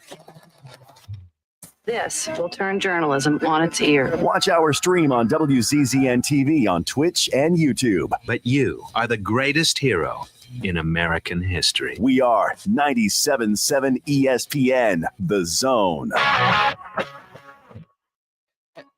Hey, I'm on vacation every single day because I love my occupation. It's not going to be a vacation, so to speak, but tomorrow we will be live from the Yard House. The Yard House. In the Battery Park, in the ATL, as the Braves get ready to take on the Nationals, the day game. We will be live over there tomorrow morning. We are going to wake up at dark 30, and I mean way before dark. It's sunlight's not even going to be thinking of coming up when the sun's not even going to be thinking of coming up when we take off tomorrow morning to go there. But nonetheless, we will do it. Yes, we will. What do you say we meet here at 2:45 in the morning? I guess. My GPS tells me it's going to take us 3 hours to get there. And I guess we'll be on Cannonball Run, so there probably won't be a lot of traffic. Shouldn't be a lot of traffic, but we will get in there nonetheless. Yeah. Last night, college baseball, boy, I tell you, Auburn, 24 runs in their one game against South Carolina, 11 games in a walk-off. They had 48 runs in the 3-game series against the Gamecocks, set a school record. Brian Matthews joined us early in the week and said, man, the bats are coming alive. They're swinging a big one. Last night, they wrapped up their, I guess you could say, their midweek games with their non-conference games hosting Jack State. Now, there was a cool moment within this ball game last night. Yeah. We all know the story of Birmingham Southern. Mm-hmm. That's cool. Yeah. Yes. It's tough, man. It's closed. They dropped their dropped baseball and just dropped the school closed. The school closed, period. So there is no more Birmingham Southern, right? So you feel bad for them. Uh-huh. Well, Andrew, they went to the College World Series last year. They did. The school had closed, but they'd still made it to the College World Series. And so they went to the Division III World Series. Andrew Dutton was a part of that World Series team for Birmingham Southern. Andrew Dutton is a super senior, graduate senior, transfers to Auburn this year. Is a member of the baseball team, but primarily has served as the first base coach for the Tigers this year. Last night, he gets his first plate appearance for the Tigers. Samuel's been outstanding on the mound, but hit a home run. Wow. Way back in the ninth. Fly, War Eagle, fly. Look at the Auburn dugout. His first at bat is an Auburn Tiger. Rips it well into the ninth in right field. And that ball is in the witness protection program. Nobody's going to find it. I hope his parents do. Somebody, I am sure, found that baseball, but that was a cool moment. Now, Auburn was already up 18-0 at that point. It was a bludgeoning. Yeah. It's safe to say that Auburn is swinging a red-hot bat right now when it comes to college baseball. Of the BleavinOleMiss, podcast and the Logan Media Network said he thinks Auburn is better right now than the Rebels and that they'll take 2 out of 3 at Swayze Field. So if they do that, if Auburn does take 2 out of 3, if Vanderbilt would drop 2, Georgia would drop 2, Auburn could slide potentially in. They playing sad sack Texas A&M. 4-0 and finish taking another ass whooping. But who knows? Maybe A&M will feel like playing this week. I was just gonna say, I don't know. They've already beat LSU, Arkansas. Played pissed off because you lost. You got swept by Missouri. Who knows? I mean, maybe they'll play angry. I don't know. But Georgia's tough at home. And no, they are. Led by our guy Slade Alford, who's been ripping it, former Bob Jones Patriot. I'm telling you. Real fast before we get to the break and flip it back over to baseball. College football, they did announce some kickoff times yesterday. Yeah, some pissed off Seminoles. Well, would you be mad? They wanted it at night. I know they wanted it at night, but it's going to be a 2:30 kick. Yeah. It's still going to be on ABC. It is. And that is big because Fox, there is a great, I think it wasn't officially released, or maybe it was officially released, that the game there at Ohio State with Texas is going to be a big noon kick. Yeah. And so that'll be a noon kickoff. This is a 2:30 kick on ABC. That is why a lot of people now really believe that will be where College Game Day goes for Lee Corso because it sets up perfect. It's his alma mater, man. It's his alma mater. You go to Florida State, you get Florida State, Alabama. You do College Game Day there, and it's a 2:30 kick. Herb Street doesn't have to travel very far. It's a perfect horns fit. Down. Yeah, it's a perfect fit to be there. Let Urban Liar and all them have the Texas Longhorns and the Ohio State Buckeyes. The August 30th, 6:30 game in Clemson will be LSU and Clemson on August 30th. That one is sneaky. It's sneaky. That's the night game. Man, LSU hadn't won a dang opener since the cows came home. I want to see another meltdown from T-Bob on YouTube. But Stephen yes. West of that yesterday. Texas and Ohio State is a big noon kickoff. Fox did do that. They announced that yesterday. Yeah. Your week 1 Saturday lineup, Syracuse versus Tennessee. That's going to be an 11 a.m. kick in Atlanta. Syracuse and Tennessee. Then you get Florida State and Alabama at 2:30. ABC will also air Notre Dame at Miami on the 31st. That one will be a 6:30 kick. They will begin week 1 Thursday doubleheader. You're going to get Boise State at South Florida at 4:30. Nebraska against Cincinnati at 8 o'clock. And then that's going to be in Kansas City. Bill Belichick's opener. His debut will be against TCU on September 1st. That is your Labor Day game. Your primetime Labor Day game will be North Carolina and TCU at 7 o'clock. That's your Labor Day game. We always get that traditional college football Labor Day game. That's going to be the one you get to watch. Well, she let them play. Bill will have to be home by 9. Anyway, don't forget that Florida State Alabama game. That is Gus Malzahn's debut as Florida State's offensive coordinator. Joy to the world. Oh, we've got that one in the hopper if we need it too. Anyway, got to get a break in. Jake Wimberly's going to dial in. Mississippi State has a baseball coach. Could it be Auburn's Butch Thompson? I don't know. Jake Wimberly will help us. Doubt it. I'm not. I know you do, but you gotta talk about it. All right, we're on it. Break next.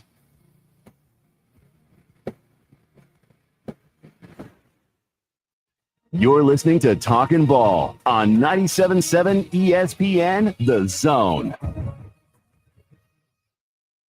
From the Fox 54 Weather Center, I'm Chief Meteorologist Jordan Dressman. A partly sunny to mostly cloudy sky this afternoon. Temperatures consistently climbing into the low and mid-80s across the Tennessee Valley. Maybe an isolated shower, but I actually think we're going to spend the vast majority of the day dry. Only dropping into the mid-60s as we head into the overnight. A partly sunny sky Thursday afternoon. Temperatures climbing into the mid, in some cases, the upper 80s. It does look like we are going to be dry Thursday afternoon. Only dropping into the upper 60s, lower 70s as we head into the overnight. A cloudy sky for your Friday, and once again, temperatures climb into the mid and upper 80s. I'm Chief Meteorologist Jordan Dressman on your home for ESPN Radio, 97.7 ESPN, The Zone. Football season and Bad Daddy's Burger Bar. The perfect combination of good times and great food. This season, score big with one of our chef-inspired expressions of pure burger amazingness. Our delicious burgers are made with premium Angus beef, and you can pair it with one of our signature cocktails or a cold craft beer from our huge selection. Bad Daddy's Burger Bar on the Parkway in Huntsville and our new location at Cliff Farm, Highway 72 in Madison. Are you tired of chasing a roofing contractor to show up on time or even show up at all? I'm Sam Fleming with Fleming Roofing and Restoration. Our motto at Fleming Roofing is we show up. Our goal at Fleming Roofing is to provide the reliable customer service that you deserve. And we have the resources to meet all of your roofing needs: residential, commercial, industrial, replacement, or repairs. We are manufacturer certified for roof coatings, single ply membranes, and asphalt shingles. Whenever you need a roofing professional you can count on, call Fleming Roofing and Restoration. We are committed to finding the solution that meets your needs. We don't have quotas or heavy-handed sales tactics. Fleming Roofing, we have expert experience. We show up. Free estimates, residential, commercial, industrial, replacement, or repairs. Check us out at FlemingHSV.com. FlemingHSV.com. When you need a quick response, it's Fleming Roofing and Restoration. We show up. Coming up on Saturday, May 17th, it's the Colts Mayday Bass Tournament out of Joe Wheeler State Park to benefit the Clements High School Booster Club. The Colts Booster Association exists to make sure that the athletes at Clements High have what they need to perform at their best. And this is a great, fun way to support the program. Blast-off is at Safe Flight with the weigh-in at 2. An entry fee is just $100 per boat. The guaranteed payoff for first place is $1,500 with a side pot for big fish as well. Learn more at coltsboosterassociation.org. Hi, folks. Bobby White back again for Woody Anderson Ford, inviting you to come test drive any one of our over 100 F-150s.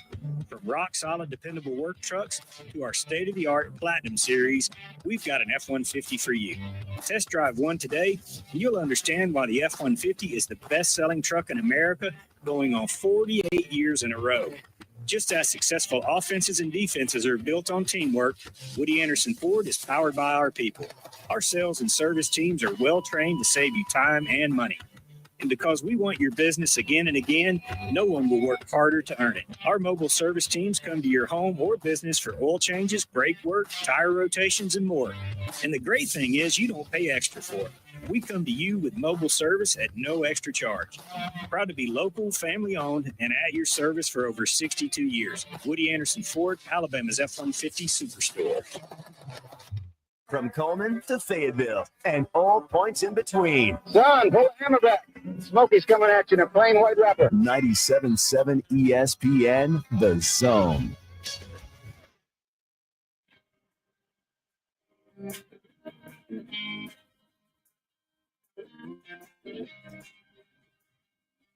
Top of the hour. Welcome back. Talking about 97.7 ESPN, The Zone, 8:36 Wednesday morning. Top of the hour, we were talking some Auburn baseball, and I know you're thinking, well, what does Auburn have to do with Mississippi State? Auburn is playing Ole Miss this weekend. I mean, Mississippi State has an opening for their baseball job. Auburn's Butch Thompson has history with Mississippi State. He was on the staff there at one time. Is he or is he not a candidate? Is he a possible replacement there in Starkville? Is Butch Thompson on the short list to be the next coach there at Mississippi State? Well, I mean, a lot of it makes sense. He was the longtime pitching coach there, did a great job. He's from Armory, Mississippi. Now, it's become much harder to hire coaches from even within the SEC because of the financial commitment everyone makes. And Auburn's certainly been financially committed, upgrading Plainsman's Park. I think Butch makes $1.4 million. But we also know that there's very few baseball schools in America, and one of them is Mississippi State, very proudly. And Chris Lamona's, this is not like he had a bad run in Starkville. He won the national championship. He won a lot of baseball games. For some odd reason, after winning it all in 2021, it just did not, he could not keep it going to the level that they needed. It was a little bit bizarre. Injuries kind of, that the year after the national title, injuries kind of hit him. And right now, Mississippi State still needs some wins, but they've put themselves in position to still make a postseason run. This is an extremely attractive job. I think it's a top 10 job, maybe even top 5 when everything's aligned in college baseball because of their financial commitment, and that's why so many coaches are interested. But we're going to talk about that and more with our next guest. He does a great job hosting the afternoon drive. It's always an honor to be a part of that show from 3 to 6 every Monday through Friday. He's an award winner. He does a great job as a part of the Bolitnikoff Award Committee, which is the top wide receiver in all of college football. He's a College Football Hall of Fame voter, and he's part of 105.9 in Jackson, Mississippi, and that's Jake Wimberly. Jake, you're with Drew and Scott. Good morning. Good morning, guys. How are you guys? We're doing good, we're doing Jake. well. Would that be accurate? I think even now it's still a top 10 job, but when Mississippi State is aligned and they have it rolling, it's a top 5 college baseball job in the country. I think so. I mean, the landscape has changed so much. I mean, State has done well. Let's go back and we remember this when Ron Polk was rolling through Mississippi State and Skip Bertman was down at LSU, and those two programs were really 1-2 in the SEC, and then you started seeing commitments from Auburn and Alabama and Florida and some other places. Vanderbilt. The SEC started to take baseball seriously, and I think what you've seen. Even since, and we've talked about this at length, on my show is, oddly, after 2021, when Mississippi State won the national championship, what happened? Well, one of the things that happened is that's when the floodgates opened with name, image, and likeness, or pay-for play, or however how you want to frame it up. And then, all of a sudden, people started putting more money into, Arkansas, LSU. Here comes Texas now in the SEC, and Oklahoma, and Ole Miss is serious about baseball. So more than just Mississippi State are serious about baseball. I think it is still a top 10 job. I think you could make an argument definitely top 5. Mississippi State fans pride themselves on Dudy Noble Field. They coin it as a stadium that is built to host, as they say. It's built to host, meaning super regionals. But you got to do more than talk the game. And right now this is a very, very important hire for Zach Selman, one that he's keeping close to the vest. Yeah, it really is. I mean, do you have any feeling on where he We were might, talking about Butch Thompson. We threw that one out there, but do you have any direction on where he might be leaning? Well, don't know where he's leaning. Do know that, I think Butch Thompson, those conversations I'm sure have happened to gauge his interest and to see. And I've heard you guys coming in, and I agree with what I believe Drew said, or you said, Scott, one of you guys said it is, hey, look, it's not as easy just to, dabble the carrot out there anymore and say, hey, come coach here. Now some Mississippi State fans still feel it's that way. I don't believe it's that way. So I think Butch Thompson is a guy that they would either have had or will have conversations with. I think Brian O'Connor at Virginia is one intriguing. that keeps coming up. That's a name that just kind of keeps coming up. So, Wes Johnson's name at Georgia is one, also an assistant there as well. And then you hear, some rumblings out of other ACC programs like Clemson, Duke. So Chris Pollard at Duke, I've heard. Yeah. Yep. I would say right now, nobody's telling me this, but I think watch Brian O'Connor at Virginia, just because I don't think they have the NIL commitment that Mississippi State would have in baseball. And look, to be honest, Mississippi State fans, and it's funny, but it's not. A lot of fans have reached out and said, hey, we would rather State focus all of their efforts on baseball. And hey, let's just give football a little bit, because we're never going to be Alabama in football, but we can be dominant in baseball. But that's the mentality of the fan base. Very interesting too, because again, and I know you know Steve Robertson very well. We have a great relationship with him, and he makes no bones about it. And I'm kind of the quip there with his Boneyard podcast is that Mississippi State is a baseball school, and they're very proud to be one. You know, I go back and forth with Steve on this, and I think in a lot of fans, and look, I'm a Mississippi State guy. I went to state, graduated in 2000. I've been around that program my whole life. At their hearts, they want to be considered a baseball school because they know they're never going to be Georgia. They're never going to be Alabama or Texas in football. But we know football drives the train. So, I mean, you know, we've got to still say, hey, State is – everybody's a football school with a very good baseball program. So, but I get it. Look, State fans love baseball. They'll put, 14, 15,000 people in there. If they host super regionals, it's going to be overflow. So it is a very passionate baseball fan base. Yeah, and I tell you what, ever since Chris Lemonis, they've let him go, we've seen this happen with other programs, especially in the SEC. Kind of a breath of fresh air a little bit, playing a little bit different, playing a little bit more carefree right now. They are. And, we see this from time to time in sports, regardless of the sport, pros or college or whatever. You'll see a coach leave, and it's like it energizes the program. And if you look at what they're doing now, I mean, I think you got to say, could Justin Parker work his way into an interview for this job? Possibly. I mean, if State was to go on some sort of a run where they, are a 2 seed in a region and then maybe make it to a super, I think, you've got to start having those conversations. But it's going to be interesting to see how this team finishes out. They have Missouri this weekend. Oddly, they just won their first series this past weekend. So they've got to go up there, and if they can win 2 or 3 and then, head to the tournament next week and win a couple games, they're going to make postseason, and let's just see what happens. I don't think we'll know anything until after the season is over. But it's very interesting how it's kind of flipped because I'll admit it. Mississippi State the last 2 weekends has been really good. They take a series from their arch rivals at Ole Miss. And then they get a sweep the week before. So they all of a sudden they've kind of completely turned it around. And then Missouri out of nowhere sweeps Texas A&M, which kind of changes the dynamic of this series, as you put it. Because 3 weeks ago you're thinking that's 3 games you're going to sweep, and then this would be a chance to be 15-15 going to Hoover. But now it changes a little bit. You want 2 out of 3, and then if that happens, if they take 2 out of 3, Jake, you go to Hoover. How many wins do you think the Bulldogs would need to feel comfortable in knowing that they'd be in a regional? I think right now, if they get 2 out of 3, I think that puts them at 14 wins. Yeah, 14 and 16. Yep. They should get in, you would think, with 14. They got in a couple of years ago with 13. I know it's a little different league back then, but I mean, you can't rest on that. I think they still need to go get a game or 2 at Hoover, and I think if they can do that, then they'll probably settle in as a 2 seed somewhere. Mm-hmm. That's good stuff. Yeah. Why look at this team right now? I mean, are they built for success in the postseason? Can they get there? I mean, is how deep of a run do they have to get? I think they've got good arms, though, because I watched them beat Alabama 2 out of 3. So this is not a bad ball club. They've had some bad luck, Jake, but I think they've got good enough pitching to make a run. Yeah, they do. Now, what does that run look like? We don't know. I mean, I don't know if that means a run back to Omaha or anything of that nature. But you're right; they do throw it well. They pitch it well. They've got some hitters that can make some big plays in clutch moments. They just have not done that up until the last couple of weeks. And you don't know. As we all know, baseball is a funny game. It's a streaky game. We don't know.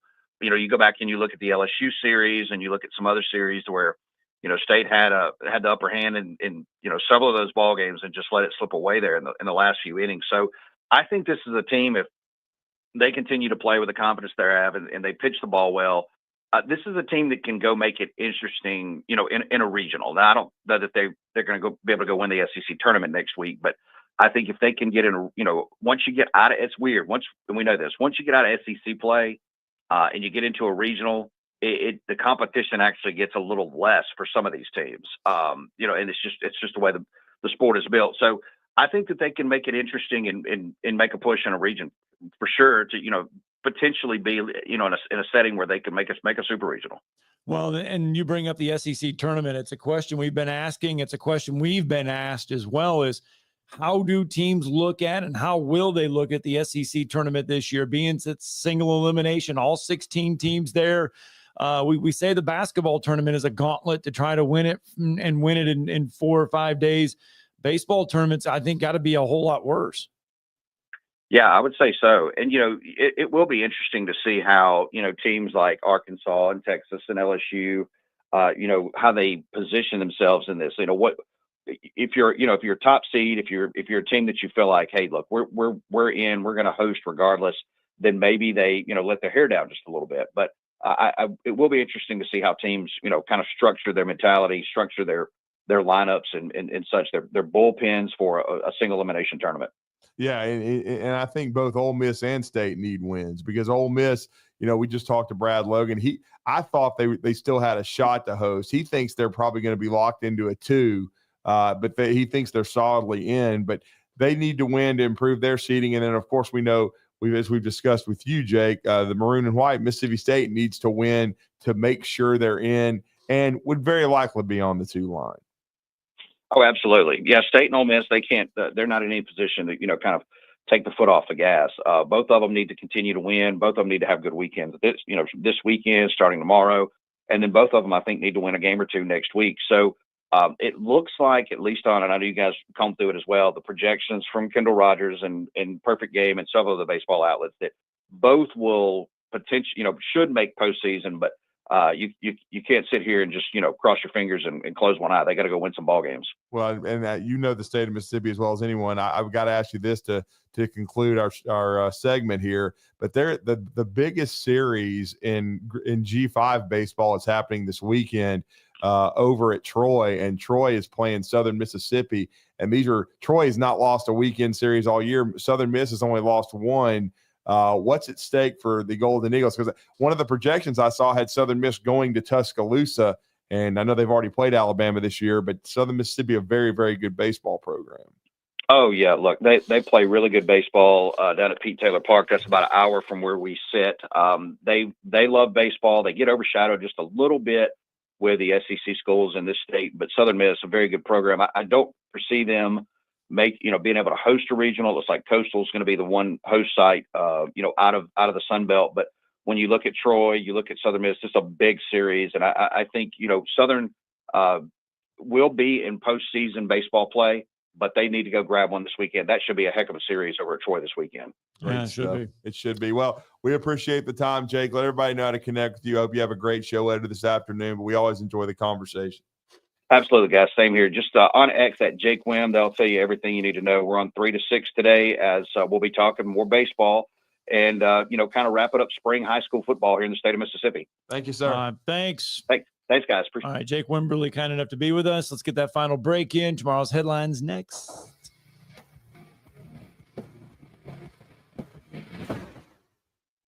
You're listening to Talkin' Ball on 97.7 ESPN, The Zone.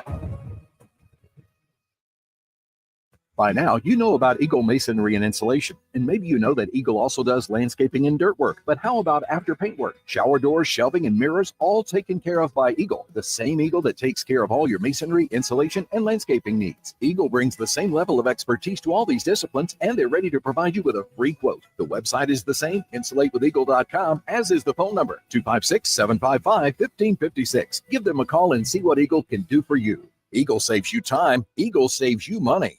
You've seen those beautiful epoxy floors in a garage or carport area and have probably wondered, how can I get that done? Well, the answer is Lifetime Epoxy Floors. Lifetime Epoxy Floors is an A-plus rated business with the Better Business Bureau and has been family-owned for over 14 years. They do both residential and commercial applications and get most jobs done in a day. Lifetime Epoxy Floors' motto is, we love what we do, and it shows. Visit LifetimeEpoxyFloors.com to schedule a free estimate today and check them out on Facebook. Hey folks, this is Arthur Seaton, managing partner at University Kia, proudly saying Roll Tide and War Eagle. Stop into University Kia today and shop one of the area's largest selection of new Kias, including Fortes, Seltos, Telluride, and Popular Carnival, and fully electric EV6. View all the great specials at universitykia.com and get pre-approved in minutes so you can drive home your new Kia you really want, because we want to see you in a University Kia. I'm here with Stan McDonald of Jacob Title. Stan, I've heard that every real estate closing at Jacob Title is a very big deal. Why is that? Wes, I'm reminded of a very impactful statement that I heard from Coach Gene Stallings years ago when he talked about big games and little games. He said he didn't like that comparison. He says, because try losing one of those little games, and if you ever do, it ends up being the biggest game all year long. Well, it's the same thing with real estate closings. Every game, every closing is a very big deal at Jacob Title. Because when it's your closing and your contract on the line, it's a very big deal, and we understand that at Jacob Title. So it sounds like whether your client is a first-time residential buyer or a multi-million-dollar investor, they can expect your A game. That's exactly right. As a matter of fact, when you bring your real estate closing to us at Jacob Title, we understand it's all about trust and confidence. And when Stan McDonald tells you that a chicken dips snuff, you can look under his wing for the box. And like Beams likes to say, there's no doubt about it. Hello, listeners. I want to tell you a little bit about Minuteman Press and what we have to offer our community. We specialize in paper printing and can help from designing your piece to the finished product. We print media guides for many of the athletic departments at high schools and universities around the area. We typically purchase sponsorships from these schools as well, to try and help them with their fundraising. Once we have reached our new normal, we also print all types of marketing materials free to hand out either in person, via mail, or at various trade shows and events. At Minuteman Press, we're not just putting ink on paper, we're building relationships. Hey folks, Bob Baumhauer here. We're extremely proud that Baumhauer's Victory Grill has been serving Alabama for 43 legendary years. Our motto is legendary fun, legendary food, and we strive to make every dining experience a special one for all of our guests. Our menu features delicious, always fresh and scratch-made in-house recipes. And of course, our award-winning wings and sauces. And don't forget, our happy hour and halftime daily specials cannot be beat. Baumhauer's Victory Grill. Legendary fun, legendary food. This segment of Talkin' Ball is brought to you by University Kia, the #1 volume Kia dealer in the state of Alabama. Located online at universitykia.com.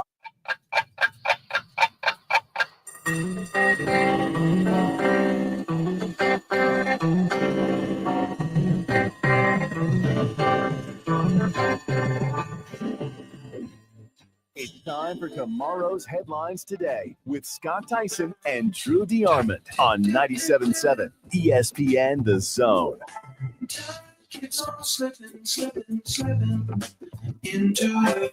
So the Pacers, we did mention it on the top of the show, but again, the Pacers take care of the Cavs last night. So one half of the Eastern Conference Finals are set. The rest of it should happen tonight as the Knicks look to close out the Celtics. Yeah, it's rough, man. No Jason Tatum. You got a ruptured Achilles, already repaired. Yes. The rest, yeah. They didn't even announce the injury. They just announced the surgery. Your other score from last night, the Oklahoma City Thunder down the Nuggets, 112-105. They now lead that series 3-2. So maybe only one of the top three teams might make the conference finals. The Oklahoma City Thunder. Could they win a championship? Could they? Could they? Tonight we could have a pair of series closeouts. Celtics and Knicks. That one is Knicks lead 3-1 in that series. They could close it out with a win. And the Timberwolves 3-1 over the Warriors right now. They could close out that series with a win as well. So we could have two more teams in the conference finals when it's all said and done tonight. Yeah, a couple of days ago, they were comparing Donovan Mitchell to Michael Jordan. Wrong again. Why do we do that? I don't know. Why do we You make compare? one circus drive to the rim and they start making comparisons. They even do that with Ant over in Minnesota, Anthony Edwards. Why? And he's a great player. I enjoyed. That was the one thing I guess I did enjoy when he wasn't fouling somebody and having to sit out because he had 5 fouls. But he can play. I'll give him that.